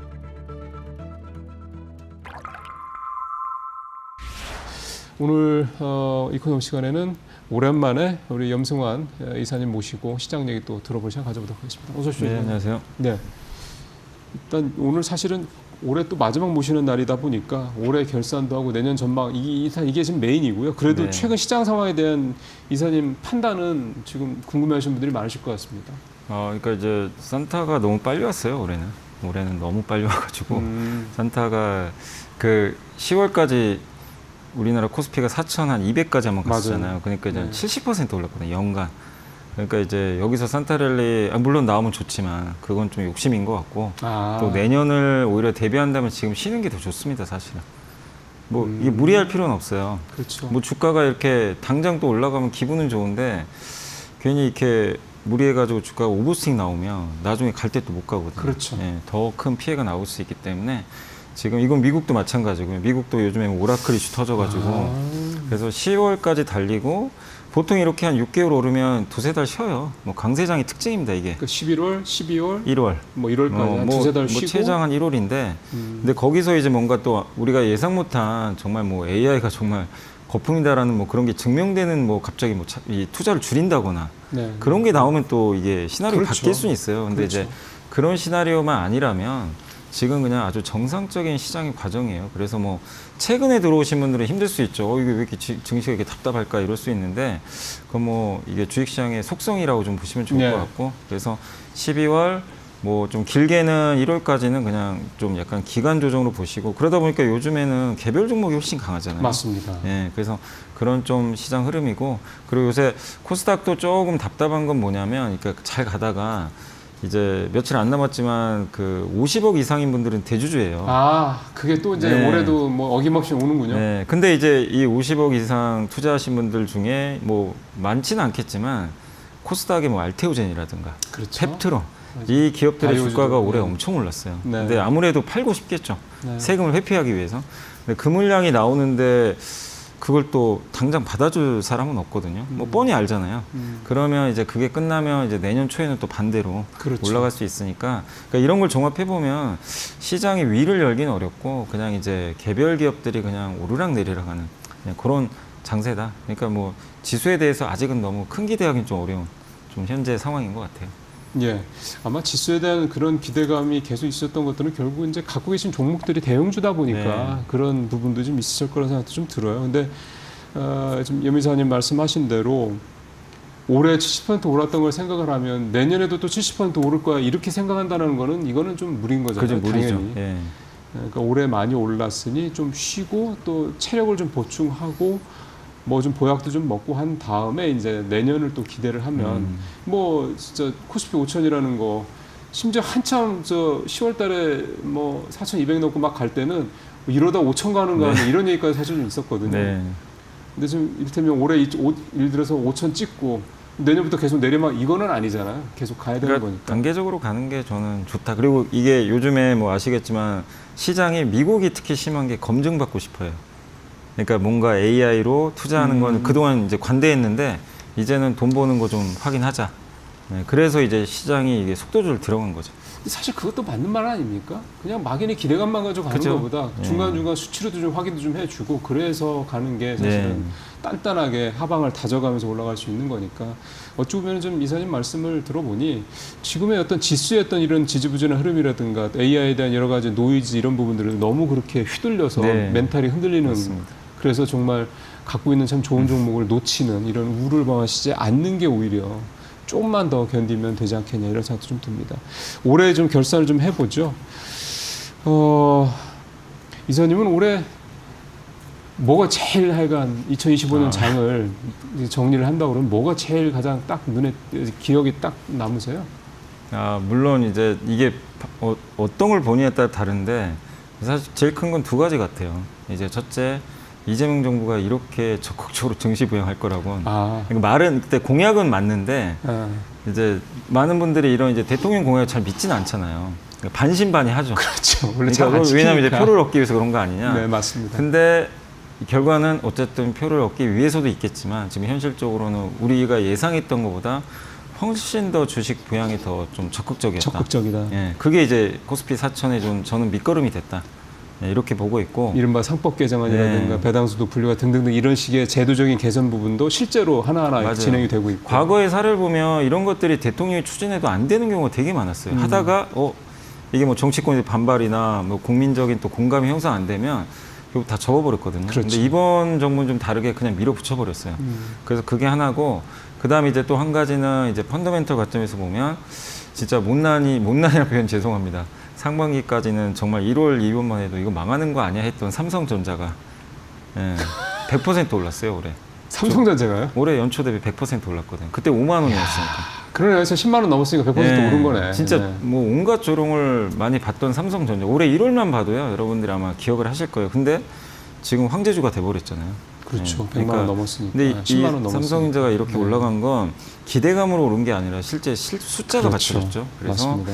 마이크론 실적도 보셨지만 제가 느낀 건 메모리가 왕이에요. 지금은 GPU가 왕이 아니고 메모리 시대가 열려버렸어요. 그래서 마이크론도 지금 폭발적으로 오르고, 옛날에 엔비디아가 가면 미국 증시가 올랐는데 오늘 미국 증시 보신 분들 되게 뭔가 좀 어색하다. 왜 마이크론이 급등하는데 엔비디아가 따라가고 있어요. 그렇죠. 지금 바뀌었죠. 네. 서열이. 그러니까 이 얘기는 뭐냐면 서열이 뒤집어져 버렸어요. GPU보다 메모리가 왕이 돼버린. 그 말씀이 되게 적절하네요. 네. 그래서 여전히 HBM이 뭐 비싸고 뭐 아주 다들 못 구해서 난리다 이렇게만 네. 생각을 하는데 큰 흐름에서 보면 오히려. 맞습니다. 예. 그래서 이 GPU에서 물론 GPU가 중요하긴 하지만 GPU 경쟁사가 점점 늘어나요. 그렇죠. 여기에는 HBM인데 똑같이 들어가요. 다 들어가죠. 예. 그래서 이제 메모리가 왕이 되는, 이건 뭐 삼성한테 너무 좋죠. 하이닉스나. 그래서 결국 이 삼성전자의 어떤 이제 주가 급등, 요 두 가지, 그러니까 아까 말씀드린 정부 정책, 삼성전자 이 두 가지 이슈가 결국 올해 저는 가장 기억에 남았고 코스피 4천에 뭐 가장 큰 동력이었다 이렇게 생각하고 있습니다. 저는 사실 개인적으로는 뭔가 이런 어떤 그러니까 한국 어떤 반도체 또 어떤 한국의 어떤 그런 제조업의 이런 어떤 위상이 특히 하반기에 여러 가지 이벤트들을 통해서 좀 눈에 띄는 게 아닌가. 뭐 마스가나 뭐 이런 것도 네. 당연히 뭐 있지만 예를 들어서 이제 젠순왕이 와가지고 뭐 깐부 네. 뭐 그 치킨집에서 네, 하는 무슨 그죠. 깐부 동맹인가? 네, 깐부 맞습니다. 뭐 그런 뭐 있었고 그다음에 그 오픈AI의 샘 얼트만이 헐핏하면 두루대요. 네. 그리고 얼마 전에는 이제 손정혜 회장도 좀 왔었고 등등등 이런 사람들이 계속 와서 뭔가 이렇게 같이 우리 제조업체들하고 이렇게 손을 잡고 뭔가 이렇게 한다는 자꾸 얘기하는 것들만 보더라도 걔네들이 진짜 우리를 필요로 하는구나 이런 생각도 좀 막 들더라고요. 이게 이제 미국 기업만 필요로 하는 게 아니라 이제 사실은 우리가 좀 이제 트럼프 시대에 2기가 열리고 걱정했던 게 그거잖아요. 이것도 탈세계화 시대로 가는구나. 무역도 이거 망가지고 관세 때리고. 그래서 맞습니다. 대부분 전망이 그거죠. 우리 또 피해 본다. 근데 알고 봤더니 우리가 피해 본 게 아니라 뭐 관세 피해는 있어요. 근데 그건 우리만 본 게 아니잖아요. 다 본 거죠. 다 봤는데 미국 말고 다 본 거니까. 오히려 한국은 수혜 국가가 돼버렸어요. 왜냐하면 탈세계화 속에서 중국 제조업을 이제 미국은 무너진 걸 우리가 이제 한번 자주 독립하자 제조업. 그 기치를 내밀고 마가를 주정을 했잖아요. 네. 거기의 핵심은 미국에다 공장 짓는 건데 네. 그걸 하기 위해서는 지금 몇십 년이 망가진 제조업을 혼자서 할 수는 없어요. 그러니까 네. 거기에 중국을 빼고 한번 잘 생각해 보세요. 미국 제조업을 도와줄 국가는 제가 아무리 생각해도 한국 외에는 없어요. 유일해요. 일본도 조금 약하죠. 일본은 사실 내수가 크고 네. 사실 제조업 경쟁력이 예전 같지가 않아요. 예, 좀 많이 약화됐고 옛날에 제조업은 독일이라 그러는데 그렇죠. 독일도 지금 자동차도 어려운 상황이잖아요. 맞습니다. 그러고 보면 한국이 되게 저는 그동안 이제 2008년 이후 금융위기 터지고 많이 얘기했던 게 이제 미국 시대가 열렸잖아요. 그렇죠. 그때 대부분 얘기했던 게 우리도 서비스해야 된다. 이 지적재산권 이것만 강조하고 막 제조업이 너무 의존도가 높다. 근데 지금 생각해 보면 제조업 의존도 높은 게 지금 엄청난 지금 경쟁력이 됐죠. 경쟁이 된 거예요. 맞습니다. 소방원부터 시작해가지고 네. 사실 우리나라가 못 만드는 건 없어요. 다 잘 만드는데 이제 힘들었던 게 중국이 너무 잘하니까. 그렇죠. 여기서 이제 휘청했는데 이걸 미국이라는 나라가 막아주고 우리랑 손잡자고 하니 그래서 지금 돌이켜 생각하면 이 트럼프 위기가 오히려 우리 한국 증시한테도 또 오히려 호재가 기회가 되고 되고 있다. 예, 호재가 그런 되고 좀 있다. 상황이 됐던 것 같아요. 예, 지금 말씀하셨던 부분들 이재명 정부의 적극적인 주식시장 부양 의지, 삼성전자 사실 이게 상징적인 거죠. 네, 그렇죠. 이재명 정부의 어떤 그런 부분들. 그다음에 깐부 동맹을 통한 한국 제조업의 어떻게 보면 이제 네. 글로벌 위상이 굉장히 커졌다 등등등. 좀 이런 거는 좀 올해 조금 좀 시장에서 봤을 때 또는 개인적으로 봤을 때 요건 좀 힘들었다, 아쉬웠다 뭐 이런 부분도 있겠습니다. 아쉬운 거는 이제 가장 첫 번째 좀 환율이 올라가는 거. 사실 근데- 연중 내내 네, 진짜 맞아요. 고민스럽네요. 네, 그러니까 좀 의외였죠. 근데 이게 환율이라는 게 올라가고 내려갈 수도 있는데 이제 너무 고환율이다 보니까 물가 부담이 생겨요. 그래서 이거 이제 내수엔 좀 안 좋을 수밖에 없는데 근데 원인을 보면 그렇게 우려할 환율 상승은 아니에요. 왜냐하면 위기 때문에 올라간 게 아니라 실제 이제 개인 투자분들이 10월, 11월에 해외 주식도 많이 사시고 그렇죠. 뭐 역대급 산 거 맞습니다. 굉장히 많이 샀고요. 근데 올해 아마 여름 정도에는 환율이 1,400 밑에 있었잖아요. 네. 그때는 미국 주식 거의 안 샀어요. 오히려. 예, 미국 주식 매수가 거의 없었고 근데 10월부터 급증하기 시작하더라고요. 10월, 11월 이 2달 동안 10월에 9.5조 샀고요. 네. 11월에 7.7조를 산 거예요. 그때 환율이 그래서 그때 이제 환율이 넘겨버렸죠. 이미 1,400원 넘겼고. 근데 거기 뭐 개인만 산 게 아니라 뭐 기업들 매수 수요 맞습니다. 네네. 이게 겹쳐서 그러니까 이상하게 이제 가을 넘어서부터 갑자기 이제 해외 달러 수요가 폭발해 버린 거예요. 예.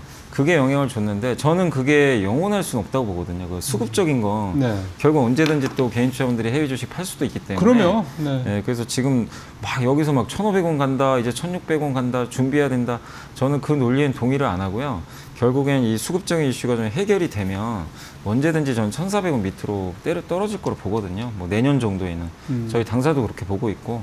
그래서 지금 환율 상승, 물론 좀 부담은 되지만 이거는 저는 시간이 좀 해결할 수 있다. 이렇게 생각을 일단 하고 있고요. 그 다음에 이제 좀 아쉬웠던 것 중에 하나가 개인 투자분들이 올해 주식을 못 산 거. 오르는 내내 팔아버렸었어요. 그러니까 이게 뭐라 그러죠? 흔히 이제 학습 효과라 그래서 한국은 그냥 박스피라고 이제 이걸 정해 놓으시고 그래서 아시겠지만 이재명 대통령 당선되고 2,700에서 코스피가 거의 4,000 가는 동안 주식을 한 20조 팔아버렸어요. 개인은. 예. 근데 언제 샀냐? 4,000 넘을 때 또 그렇죠. 사버렸어요. 그러니까 이게 좀 제가 그거 보면서 좀 안타깝더라고요. 왜 이렇게 자꾸 그러니까 너무 뒤늦게 사버리시고 또 이렇게 오르는 과정에선 주식을 일단 다 정리해 버리시고 예, 물론 이제 그 중에 일부를 또 미국으로 가신 분도 계신데 어쨌든 이제 그 부분은 좀 그러니까 이번 상승장을 개인 투자분들이 수익을 제대로 못 냈다는 거 예. 그게 좀 아쉬운 점입니다. 그 오늘 저 아침에 뉴스 브리핑 할 때도 신한투자증권에서 분석한 자료를 봤는데 개인 투자자분들이 10명 중에 7분 정도가 수익은 냈는데 그러니까 플러스였는데 네. 100만 원 이상 수익을 낸 분들은 한 30%도 안 되더라고요. 네, 1000만 원 이상 수익 낸 사람들은 10%도 안 돼요. 네. 그러니까 이게 장이 이렇게 좋았는데 개인 투자들이 별로 돈을 못 벌었다라는 거는 네. 너무 좀 아쉬운 거죠. 네, 그러니까 이제 어떻게 보면 그 동안은 항상 한국 증시가 급등할 때 팔면은 좋았어요, 사실은. 네. 이게 갇혀 있다 보니까. 근데 이런 상승장은 거의 20년 만에 처음 나왔거든요. 그렇죠. 이런 엄청난 상승장. 그러니까 이게 학습도 안 돼 있고 그러다 보니까 이제 오르는 내내 이제 이제 좀 이 정도면 팔아야 되는 거 아닌가? 글쎄요. 네, 그리고 또 아쉬웠던 건 주도주를 많이 못 잡았다는 거. 네, 뭐 삼성전자라든가 물론 이제 옛날부터 갖고 계신 분들도 계시는데 뭐 조방원도 마찬가지고 주도주의 편승을 좀 못하신 부분도 약간 좀 아쉬운 그런 좀 부분인 것 같습니다. 사실 제일 좋은 건 앞서 삼성전자 말씀을 하셨을 때 100% 수익이 났는데 그러니까 5만 원대 초반 또는 4만 원대 후반 그냥 뭐 5만 원대 초반이라고 치고 5만 원대 초반에 그 저점일 때 샀던 분들도 계시겠지만 10만 원 근처에서 사가지고 계속 붙들고 계신 분들도 계신 거잖아요. 그런 분들은 그죠. 사실은 이제서야 본전 뭐 즈음을 본전을 조금 수익을 내셨다는 상황이 되는 건데 그래도 갖고 계셨으니까 그나마 네. 본전도 되시고 수익을 좀 내신 거지 그 사이에 좀 전에 말씀하신 대로 팔았다 그러면 어차피 그건 네. 또 의미 없는 거였고 참 이게 항상 그렇습니다. 그래서 요거까지 좀 올해 결산을 좀 해봤고 이제 내년 얘기를 좀 해봐야 되죠. 앞서 잠깐 말씀드렸던 게 코스피가 올해 한 70% 가까이 상승을 했고 코스닥은 한 절반 정도. 이렇게 상승을 이제 올해 해서 참 좋았는데 네. 내년에도 전반적으로 시장이 좋을 것 같다고는 하지만 수익률이 올해처럼 나오지는 어렵지 않겠느냐라는 네. 질문 하나와 올해 코스피가 그렇게 나오고 코스닥이 절반 정도였는데 그럼 내년에도 코스피가 이렇게 더 코스닥보다 잘 나갈 거냐, 더 높은 수익률을 기록할 거냐 이 두 가지 문제에 대해서 이제 이사님 판단을 좀 듣고 싶습니다. 근데 이제 올해 이렇게 70% 올랐는데 내년에 70% 오르긴 사실 좀 쉽지 그렇죠. 않고요. 예, 그거는 좀 어려운 얘기고. 근데 이렇게 보통 연간 급등하면 다음 해에도 좋습니다. 그게 이어져요. 그러니까 똑같은 수익률은 아니지만 네, 그래도 상승장은 또 이어지기 때문에 그리고 우리가 이제 올해 왜 이렇게 강한지 이제 많은 분들이 알고 계시잖아요. 근데 그걸 한번 생각해 보세요. 그 조건이 바뀔까 내년에? 뭐 예를 들면 정부가 재정 지출하는 거, AI 투자하는 거, 또 반도체 내년에는 오히려 역대급 실적 낼 것 같아요. 그렇죠, 그렇죠. 예, 거기다가 정부 정책 안 바뀝니다. 여전히 뭐 주식적으로 맞습니다. 부양책 이 조건들이 바뀌는 건 아니거든요. 근데 그거에 동의하신다면 뭐 누가 봐도 내년의 그림은 나쁘지 않다. 그리고 지금 뭐 요즘에 증권사 자료들 보시면 우리나라가 이렇게 올랐는데도요. 이익이 너무 증가하다 보니까 지금 PER이 9배밖에 안 돼요. 지수가 폭등했는데 PER이 9배입니다. 주가가 이렇게 많이 올라도 네. 이익이 그 이상으로 더 올라가니 맞습니다. PER은 자꾸 네. 떨어지는군요. 아니 마이크론이 제가 실적 보고 어제 너무 놀란 게 뭐 이번 실적은 그렇다 쳐도 매출 가이던스죠. 이익 가이던스 다음 분기 그게 더블이라면서요? 더블이 나온 거예요. 시장 예상보다. 그러면 이게 지금 3등 업체가 이 정도면 지금 1등, 2등인 삼성 하이닉스 가이던스도 올라가야 되거든요. 더. 그러면 진짜 내년에 두 회사 영업이익 합치면 200조의 200조 나올 수도 있어요. 그러네요. 그러면 네. PER 둘 다 지금 몇 배입니까? 한 5배밖에 안 되거든요. 그럼 마이크론이랑 오히려 더 벌어지는 거잖아요. 네. PER 격차도. 그러니까 이런 걸 안타깝네. 보면 내년에 뭐 이 정도 상승은 아니더라도 이익이 이만큼 나오는 지금 구간이기 때문에 방향은 우상향으로 보는 게 저는 맞다고 봐요. 뭐 상승률은 제가 뭐 그건 봐야 되겠지만. 그렇죠. 그거는 뭐. 근데 그 방향이 되게 중요하거든요. 방향이 위로 간다고 생각하면 이렇게 조정받을 때 주식 비중을 늘리는 거거든요. 그렇죠. 예, 그래서 전략이 달라지니까. 근데 이제 관건은 그거죠. 올해 코스피만 좋았는데 코스닥이 따라갈 거냐. 근데 올해는 어쨌든 상법 개정이나 이런 배당소득 분리과세 이런 걸 통해서 전 뭐 자사주 의무소가 네, 네. 이런 걸 여러분이 딱 보시면 아무리 봐도 코스피에 되게 유리해요. 그러면. 네. 근데 지금 대형주들한테. 얘기 뭐 나오죠? 코스닥 활성화 대책 뭐 네, 얘기 네, 나오죠. 네, 네. 이거 할 가능성이 높거든요. 그러면 내년에는 아무래도 시장의 정책의 중심이 코스닥으로 갈 수도 있어요. 그렇죠. 이미 코스피는 끝내버렸기 때문에 네, 네.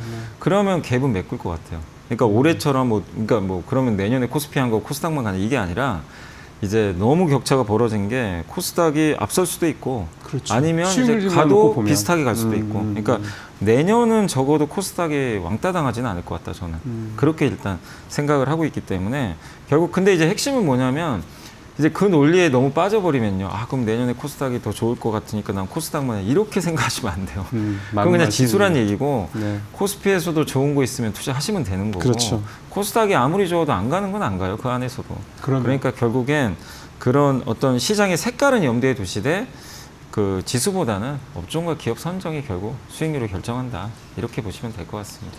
그러면은 그런 두 가지 점들을 고려했을 때 역시 섹터가 반도체는 뭐 당연히 네. 두 회사가 워낙 IDM 두 회사가 잘 나가니까 반도체는 넣어야 될 거고 다른 섹터는 예를 들어서 코스닥이 조금 좋아지고 활성화되고 자금 더 유입된다 한다 그러면 역시 시가총액 상위 쪽에 있는 뭐 바이오 그다음에 뭐 예를 들어서 뭐 2차 전지 로봇 뭐 이럴 텐데 2차 전지는 조금 이제 뭐 악재도 좀 있고 네. 전체적으로 내년에 좀 섹터는 이사님 어떻게 좀 좁히고 계세요? 일단 이제 저는 당연히 이제 코스닥이나 이런 이제 큰 흐름 반도체랑 파트너가 누가 될까 이게 올해는 사실 조방원이었잖아요. 그렇죠. 네, 조방원이 먼저 가고 뒤늦게 이제 반도체가 갔는데 내년 파트너는 제가 봤을 때는 조방원 중에서 원전이 될 것 같고요. 아, 원전이. 왜냐하면 원전은 아직 수주가 안 나왔거든요, 제대로. 그렇죠. 근데 다른 뭐 방산이나 조선은 이미 수주들이 많이 나왔잖아요. 네. 그러면 이제 원전 기대감이 더 커져요. 수주 나오는 거 아니야 내년에? 네. 그게 확정될 때까지. 그래서 아마 내년에 원전 기대감이 좀 있어서 원전은 하나의 파트너가 될 것 같고, 그리고 역시 시가총액 규모 면에서는 바이오 같아요. 바이오. 제약 바이오가 여전히 특히 코스닥이 좋다는데 바이오가 안 좋은데 코스닥 간다는 건 말이 안 되는 얘기예요. 그거는. 그렇죠. 네, 그렇기 때문에 당연히 바이오가 뭐 내년에도 어떤 이슈가 나올지 모르지만 코스닥 활성화 대책 나오면 1순위입니다, 그냥.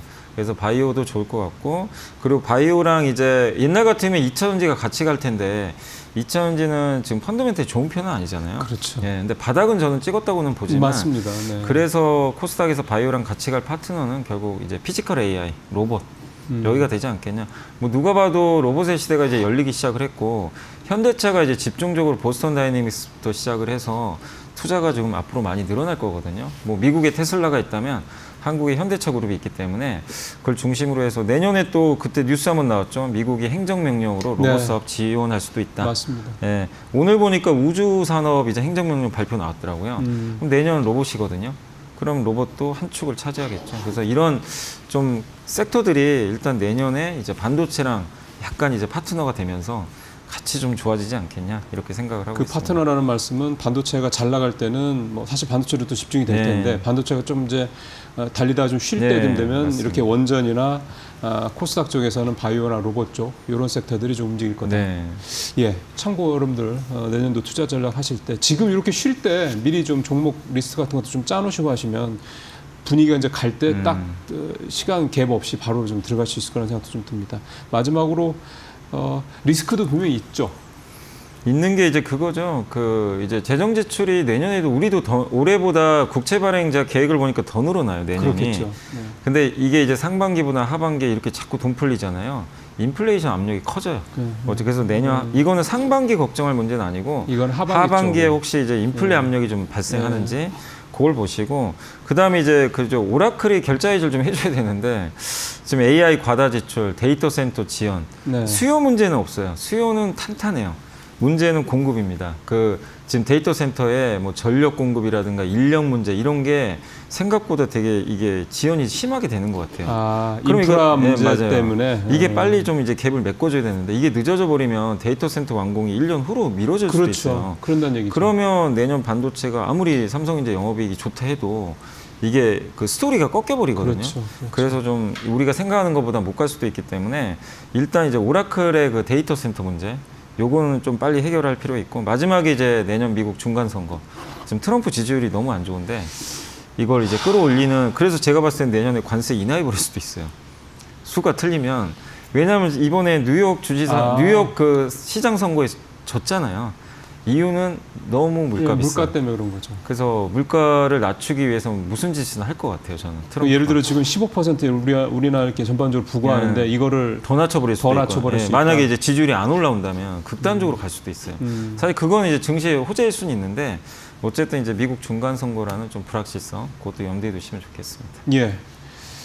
여러분들 제일 중요하시게 생각하는 내년에도 우리 시장은 전반적으로 좋을 거라는 말씀. 두 번째는 섹터 쪽에서는 역시 반도체를 중심으로 해서 원전, 바이오, 로봇이 아마 파트너가 될 것 같다라는 말씀.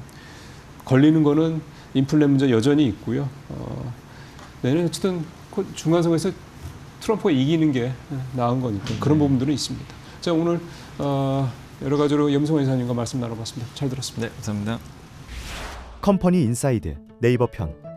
네이버, 한국을 대표하는 포털이자 검색창의 대명사. 하지만 지금 네이버의 본업은 검색이 아닙니다. 이 회사가 진짜로 하는 일은 현실 세계를 데이터로 복제하는 일. 2024년 네이버는 데이터 센터 각 3종을 열었습니다. 하루 1000만 개 이상의 AI 요청을 처리하고 로봇, 지도, 쇼핑, 클라우드 서비스 전부가 이곳의 서버에서 돌아갑니다. 즉, 네이버는 더 이상 서비스 회사가 아니라 데이터 인프라를 직접 짓는 기업이 된 거죠. 네이버의 목표는 검색이 아니라 현실의 디지털화입니다. 건물 하나, 도로 하나, 심지어 사람의 동선까지 디지털 트윈 기술을 사용해 3D로 재현합니다. 세종 스마트시티와 일본 도쿄에서는 이미 네이버의 로봇과 자율주행 시스템이 실제 도시 운영에 투입됐습니다. 사람들은 여전히 네이버를 포털이라 부릅니다. 하지만 그 검색창 뒤에서는 도시, 물류, 로봇, AI가 동시에 움직이고 있죠. 네이버는 더 이상 인터넷 회사가 아니라 현실을 디지털로 바꾸는 기술 인프라 기업입니다.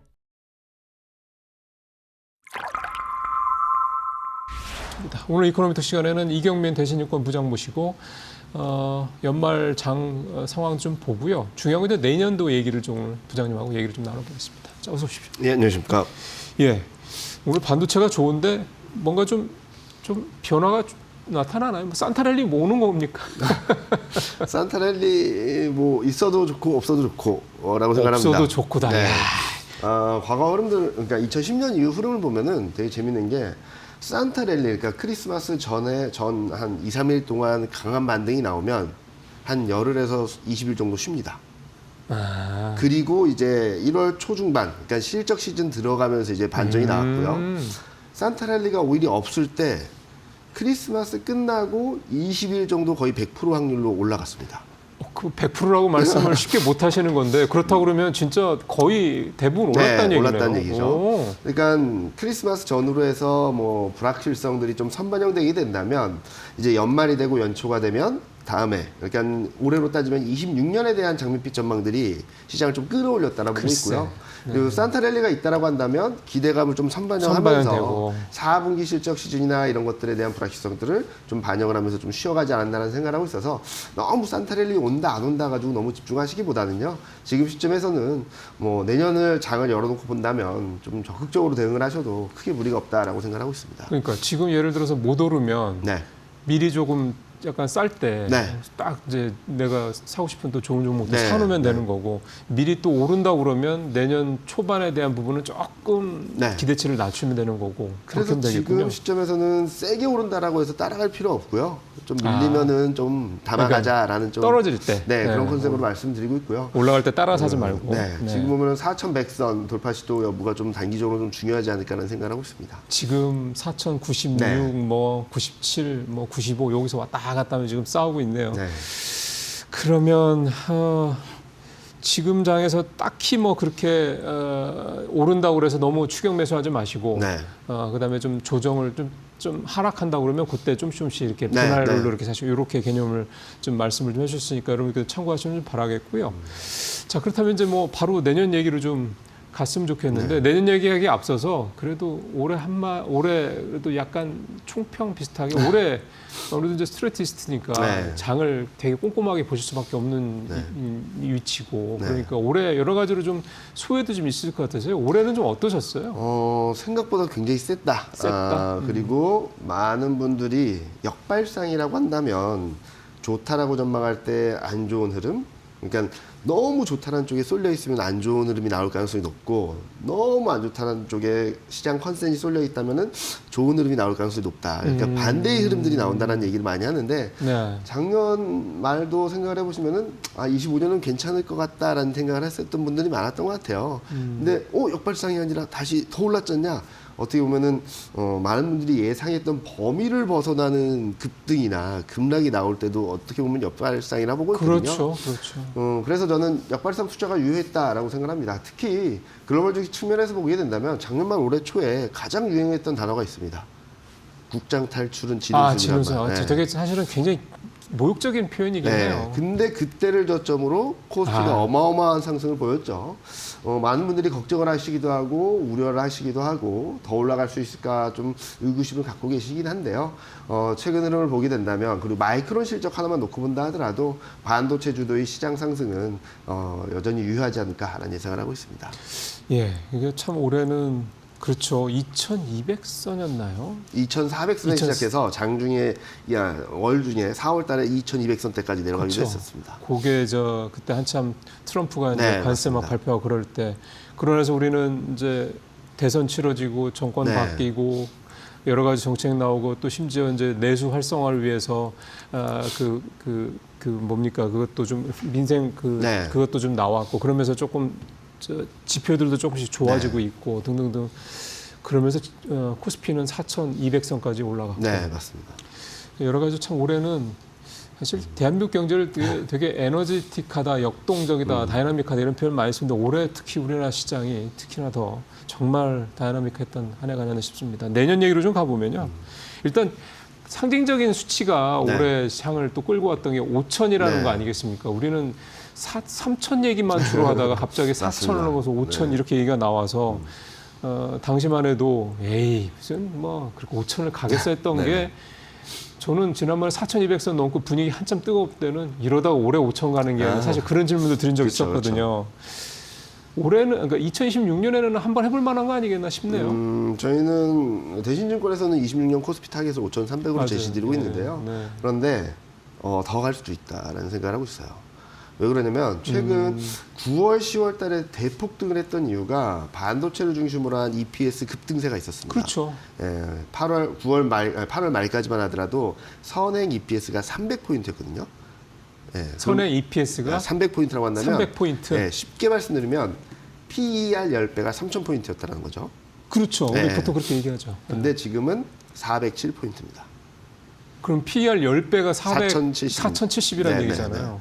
그럼 지금 수준이 대략 PER 10배밖에 안 된다는 얘기인데. 됩니다. 미칩니다. 그러니까 무슨 말씀드리냐면 2달 반 동안 107포인트가 오른 거예요. 올랐는데. 네. 자, 그러면은 여기서 어디까지 갈 수 있을까를 좀 가늠해야 되는데 일단 12개월 선행이다 보니까 2027년 그렇죠. 이익이 좀 중요하겠죠. 그렇죠, 그렇죠. 2027년 이익 증가율은 기본적으로 11%입니다. 근데 최근에도 이 선행 EPS가 계속 올라가요. 그럼 11%에서 12%로 계속 올라간다. 아니요. 26년, 27년 이익 전망이 상향 조정되면서 27년 이익 모멘텀뿐만 아니라 같이 올라가는 힘이 있다라는 거죠. 근데 제가 지난주에 마이크론 실적 보고 좀 상단이 더 열리는 거 아니야라는 생각을 했었던 이유는 마이크론이 다음 연도가 아니라 다음 분기 EPS 전망을 컨센 대비 한 70에서 80% 이 상향 조정해서 냈습니다. 예, 거의 2배 가까이 그랬잖아요. 그러면 전자와 닉스의 실적은 그러면? 얼마나 갈까? 그러면 이 EPS 레벨은 더 올라가겠죠. 그렇죠. 그래서 저희가 기본적으로 추정하는 선행 EPS는 450, 460 정도로 보고 있는데 여기다 한 11배, 12배를 주고 있습니다. 그러면 5천은 기본적으로 가는 그림이고 그렇죠. 11배, 예, 12배. 뭐 만약에 당연히 5천 가는 거죠. 그 이상으로 가게 된다면 상당히 더 높아질 것이고 그리고 지금 금리 인하에 대한 기대가 좀 등락은 있긴 하지만 그리고 채권금리가 미국채 10년물은 4.1, 국채 3년물은 3% 왔다 갔다 하고 있는데 이보다 금리가 더 낮아져서 확장, 밸류에이션이 좀 더 확장되게 된다면 상당히 더 열릴 수도 있겠죠. 그러네요. 그래서 전반적으로 흐름으로 보게 된다면 5천 시대는 거의 뭐 당연한 그건 얘기처럼 되는 당연하다고 거고 봐야 되는 거고. 이제 거기서 어디까지 더 갈지라는 생각을 하고 있습니다. 상반기 중에는 좀 지금 등락이 있을 때 좀 잘 모아놓으시다가 상반기까지 좀 끌고 가시면 좀 수익이 꽤 많이 나지 않을까라는 예상을 하고 있습니다. 이게 지수가 5,300 말씀을 네. 하셨고 그러면 지금보다도 대략 지금 기준으로 4,100이라고 치고 4,100 넘었네요. 네. 4,100이라고 치고 4,100이고 여기서 대략 지금 대신증권의 하우스 뷰만 5,300인데 그럼 1,200포인트가 더 간다는 네, 얘기인데 그 이상 간다 그러면 1,400~500포인트 간다고 치면 이 결국 좀 대형주들이 많이 움직일 수밖에 없는 장이 될 수밖에 네. 없는 거잖아요. 내년도.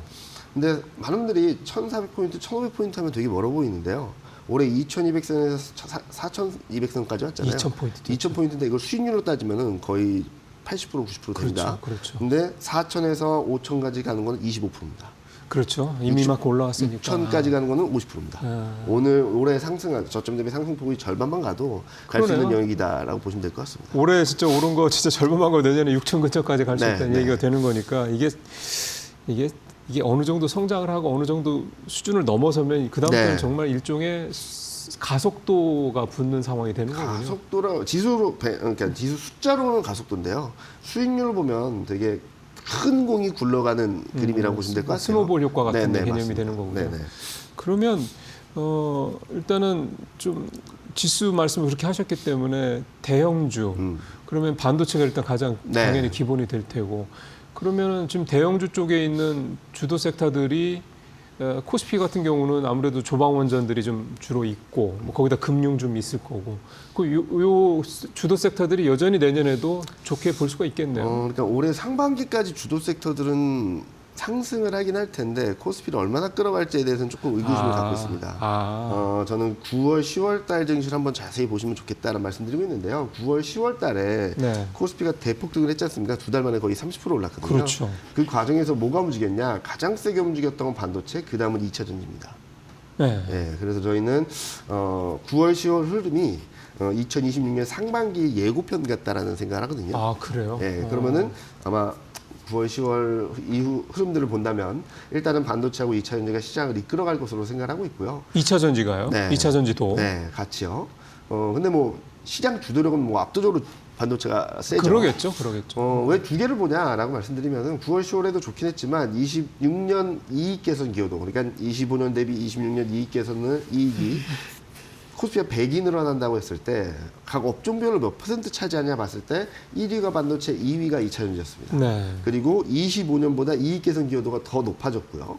이 두 업종을 계속적으로 쳐다봐야 된다라는 말씀드리고 있고, 올해랑은 다른 것은 뭐 내년에도 정책 동력이 들어오긴 하겠지만, 이제 트럼프는 안을 신경 쓰겠죠. 이제 중간 선거가 있다 보니까 그렇겠죠. 내수를 신경 쓸 거라는 부분에 있어서 트럼프와의 정책 동력은 조금 내수 쪽으로 좀 집중될 수 있다라고 생각하고 있고, 또 하나 봐야 될 것은 예. 그동안 금리 인하와 재정 확대를 어디가 많이 했냐? 미국 2위족들이 많이 했습니다. 중국, 유럽, 한국이 많이 했죠. 그렇죠. 네.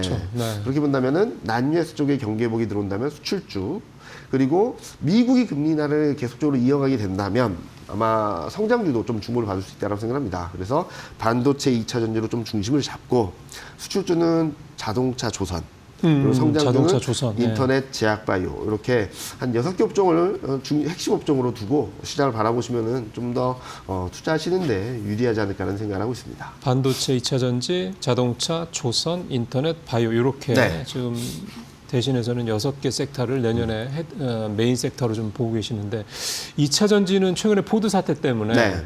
부정적인 시각들이 좀 급속도로 좀 확산이 되는 네. 것 같은데, 네. 그래도 2차 전지를 계속 얘기를 하시는 어떤 근거는 뭔가요? 일단은 뭐 저희가 뭐 캐즘이나 이런 것들이 큰 패러다임이 바뀌었다고 생각하지 않습니다. 그렇죠. 그런데 많은 분들이 우려했던 것보다는 좀 나은 환경 충분히 가능하다고 생각합니다. 전기차 판매의 80% 이상을 차지하고 있는 중국, 유럽 경기가 좀 살아나게 된다면 자동차 수요에 대한 불안감들은 좀 진정될 수 있다고 그렇죠. 생각하고 네, 있고요. 네, 네. 또 하나는 최근 굉장히 빨라지고 있는 중국 쪽에서의 감산, 그게 2차 전지 관련된 섹터들까지도 이어질 수 있다고 보고 있고, 네. ESS 수요, 최근 들어서는 뭐 데이터 센터 투자가 지연된다 뭐 여러 가지 논란들이 있긴 하지만 인프라 투자에 있어서 병목 현상 때문이지 그렇죠. 진짜 뭐가 나빠서는 아니거든요. AI 수요는 계속됩니다. 그리고 공급 주체가 바뀌었을 뿐이고요. 그렇게 본다면 2차 전지가 충분히 반등할 수 있는 여진이 있다라고 생각합니다. 한번 다들 보시면 좋을 것 같은데요. 과거에 어마어마한 대세 형성 이후 조정을 크게 받았다가 반등했던 업종이 대표적으로 조선하고 화장품이 있습니다. 그렇죠. 예, 그렇죠. 두 업종을 보시면 첫 번째 반등은 하락폭을 한 60-70%는 되돌렸거든요. 딱 올해 수준이네요, 2차 전지. 2차 전지 아직 못 미쳤습니다. 그 정도까지는 안 되는 거예요? 네. 40-50% 정도 되나요? 한 30%. 30%밖에 안 됐어요. 네. 아. 2차 전지 같은 경우는 지금 저점 대비 80% 올랐다가 지금 그동안에 또 이렇게 해서. 네, 20% 조정받고 또 상승률이 좀 많이 남아있다고 생각하고 있어서 그 정도의 룸을 열어놓고 바라보시면 좋지 않을까 생각하고 있습니다. 그러게요. 지금 2차 전지에 관련해서는 되게 좀 우울한 얘기들이 네. 많이 나오는데, 오늘 이 부장님 말씀을 좀 들어보니까 사실은 많이 떨어졌던 게 조금 이제 올라온 거라 예, 여전히 아직도 맞습니다. 상방이 좀 많이 열려 있다. 그렇게 좀 보시는 거. 그다음에 이게 사실 2차 전지관에서 그 EV 쪽, 그러니까 전기차 네. 쪽은 기대치를 사실 거의 별로 없잖아요. 아예 없죠. ESS 쪽으로 네. 가야 되는 건데, 이게 시장이 뭐 여기저기서 많이 한다고는 하는데 이게 EV를 넘어설 만큼 비중이 확 올라가야 될 텐데라는 그런 목소리도 좀 있거든요. 넘어서면은 뭐 주가가 고점을 넘겠죠. 네, 역사적 고점을 넘겠죠. 근데 동력이 없어, 다 안 좋아라고 해서 주가가 대폭락을 한 상황에서 새로운 동력이 들어온다는 것만으로도 저희는 기술적 반등 충분히 가능하다고 생각하고 있고요. 실제로 ESS 수출이 11월 달 수출 보면 20% 이상 증가를 하고 있습니다. 그렇죠. 이런 것들 가시적인 변화가 나타나고 있고, 그리고 3분기 실적을 보면은 흑자 전환에 성공했습니다. 4분기 실적이 어떻게 될지는 좀 봐야 되긴 하겠지만 네. 최악의 상황은 지나고 있다라는 컨셉이 들어오는 것만으로도 반등 시도는 충분히 가능하지 않을까라는 예상을 하고 있습니다.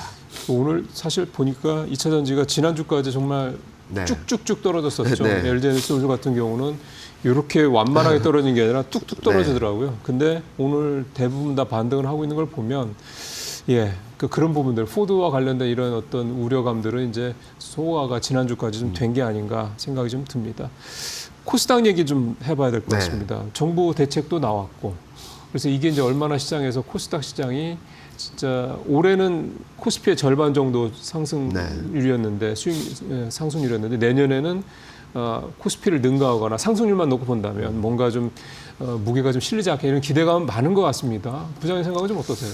연간 단위로는 좀 모르겠는데 1분기에는 확실히 코스피보다 코스닥이 좋을 수 있다고 생각하고 있습니다. 일단 네, 1분기는. 과거 패턴을 보게 된다면 1, 2월 달에는 코스피가 오르든 떨어지든 코스닥은 플러스 수익률이었거든요. 대부분. 예. 왜 그러냐? 뭐 수급 영향도 있긴 하겠지만 정책입니다. 국내 여러 정책들이 연초부터 적극적으로 투자되고 예산이 집행됨으로써 돈이 돈다라는 거죠. 그렇죠. 국내 비중이 높은 쪽들은.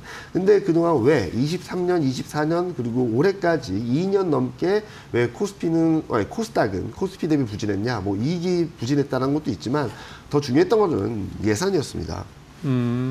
23년에는 산업정책 예산이 감익이었고요. 네.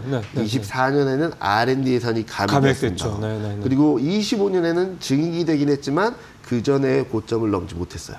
그러니까 23, 24, 25년을 보면 22년 예산보다 적은 예산을 갖추고 꾸려나갈 수밖에 없던 상황이었죠.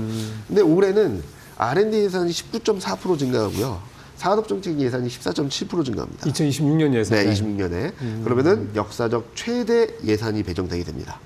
네. 그리고 이재명 정부에서 계속 발표했던 AI 그리고 주요 산업들에 대한 정책들을 보게 된다면 확실하게 신성장 산업들 AI에 되게 진심인 정책들이 나오고 있어서 저희가 보기에는 계절성 플러스 어마어마한 규모의 예산 증액 그리고 그동안 구체적으로 발표해왔던 산업 정책들 그리고 최근 발표되고 있는 코스닥 활성화 대책들 이런 것들이 좀 더 구체화되게 된다면 1분기 중에는 코스피 대비 코스닥이 좀 더 아웃퍼폼하는 그림들을 보여줄 수 있다고 생각하고 있습니다. 그 정부 정책 수혜 기대감 이런 게 굉장히 일단은 효과가 1분기에 집중될 거라는 말씀이신데 네.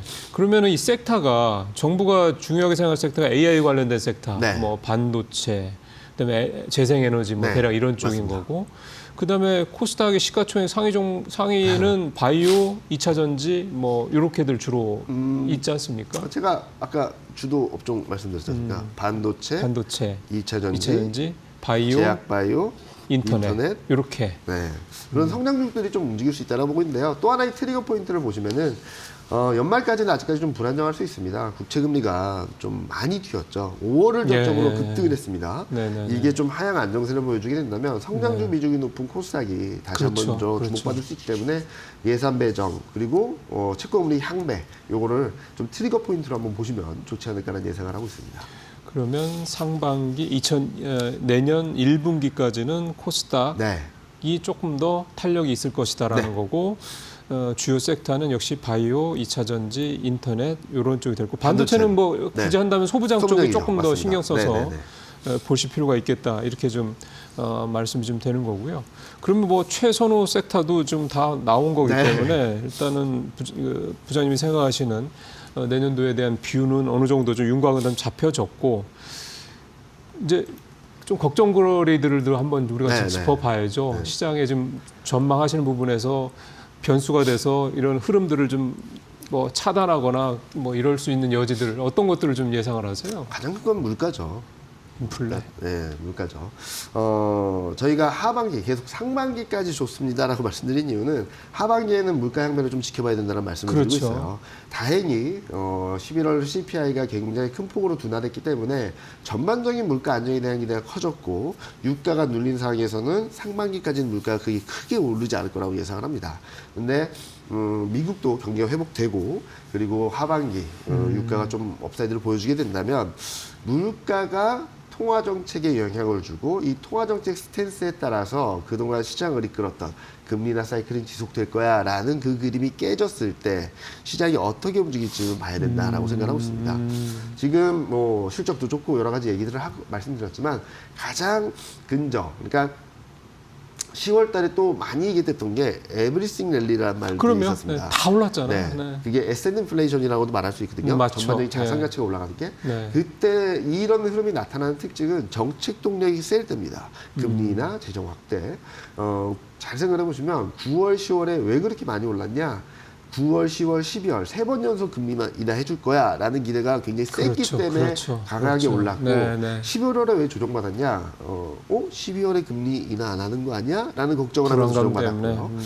이런 정책 등락에 따라서 굉장히 시장이 예민하게 반응했다는 상황에서 물가 레벨에 따라서 만약에 연준이 금리 인하 사이클을 끝낸다 또는 물가가 너무나 올라서 금리 인상을 고민할 때다라고 한다면 시장은 좀 많이 변할 수 있다고 생각하고 있어서 금리 인상 얘기라면 진짜 충격이 세겠네요. 네, 그래서 하반기는 유가 흐름, 유가 레벨, 그리고 물가 레벨, 그리고 신임 연준 의장의 6월 FMC 그리고 8월 잭슨 미팅에서의 어떤 스탠스를 보여주는지 좀 이런 것들을 좀 더 확인해야 될 필요가 있다라는 말씀드리고 있습니다.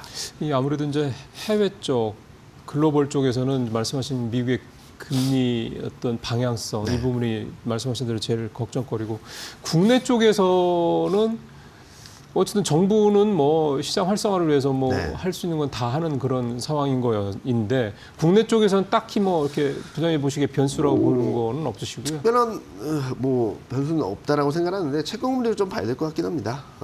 지금 많이 올라와 있는데 채권금리가 여기서 더 튀게 된다면 아마 성장주들이 눌리면서 시장은 좀 더디게 갈 수 있거나 아니면 좀 상단을 좀 제한하는 그림이 나올 수도 있어서 채권금리 향배가 중요하고 내년 언제쯤 금리 인하 사이클을 금리 인하 재개 가능성을 열어주게 된다면 시장은 좀 더 탄력적으로 움직일 수 있는 여지가 있다고 생각하고 있습니다. 우리가 여지가 좀 있을까요? 금리 인하에 저희는 뭐 지금 경기 상황만 놓고 본다면 특히 내수 상황만 놓고 본다면 사실은 해야죠. 네, 해야 됩니다. 해야 되는데 근데 한국은행도 좀 명확한 기준이 있었으면 좋겠는데 너무 고민할 게 많죠. 부동산 제일 먼저 부동산, 금리, 네, 환율, 네. 경기, 물가. 저희도 뭐 여러 가지 모델을 만들다 보면은 변수를 집어넣으면 집어넣을수록 할 수 있는 게 없거든요. 맞아요. 원래 그런 거예요. 상관관계도 없고 네. 유의미한 결과도 안 나옵니다. 명확한 방향성, 색깔을 보여주는 게 좀 더 맞지 않을까라는 생각을 하는데 저희는 부동산 상승세만 좀 진정되게 된다면 글쎄요. 네, 좀 금리나 여지가 열리지 않을까라는 생각을 하고 있고 지금 채권금리 레벨은 금리 인상에 대한 노력까지 반영했다고 보고 있거든요. 네, 네. 이게 조금은 톤다운 될 수 있다고 생각하고 있습니다. 네. 내년에도 이게 금리가 참 그렇게 영향이 큽니다. 금리 부분은 하여간 계속해서 워치를 하시면서 보시면 좋을 것 같습니다. 부장님 올해 고생 많으셨습니다. 네, 고맙습니다. 감사합니다. 네.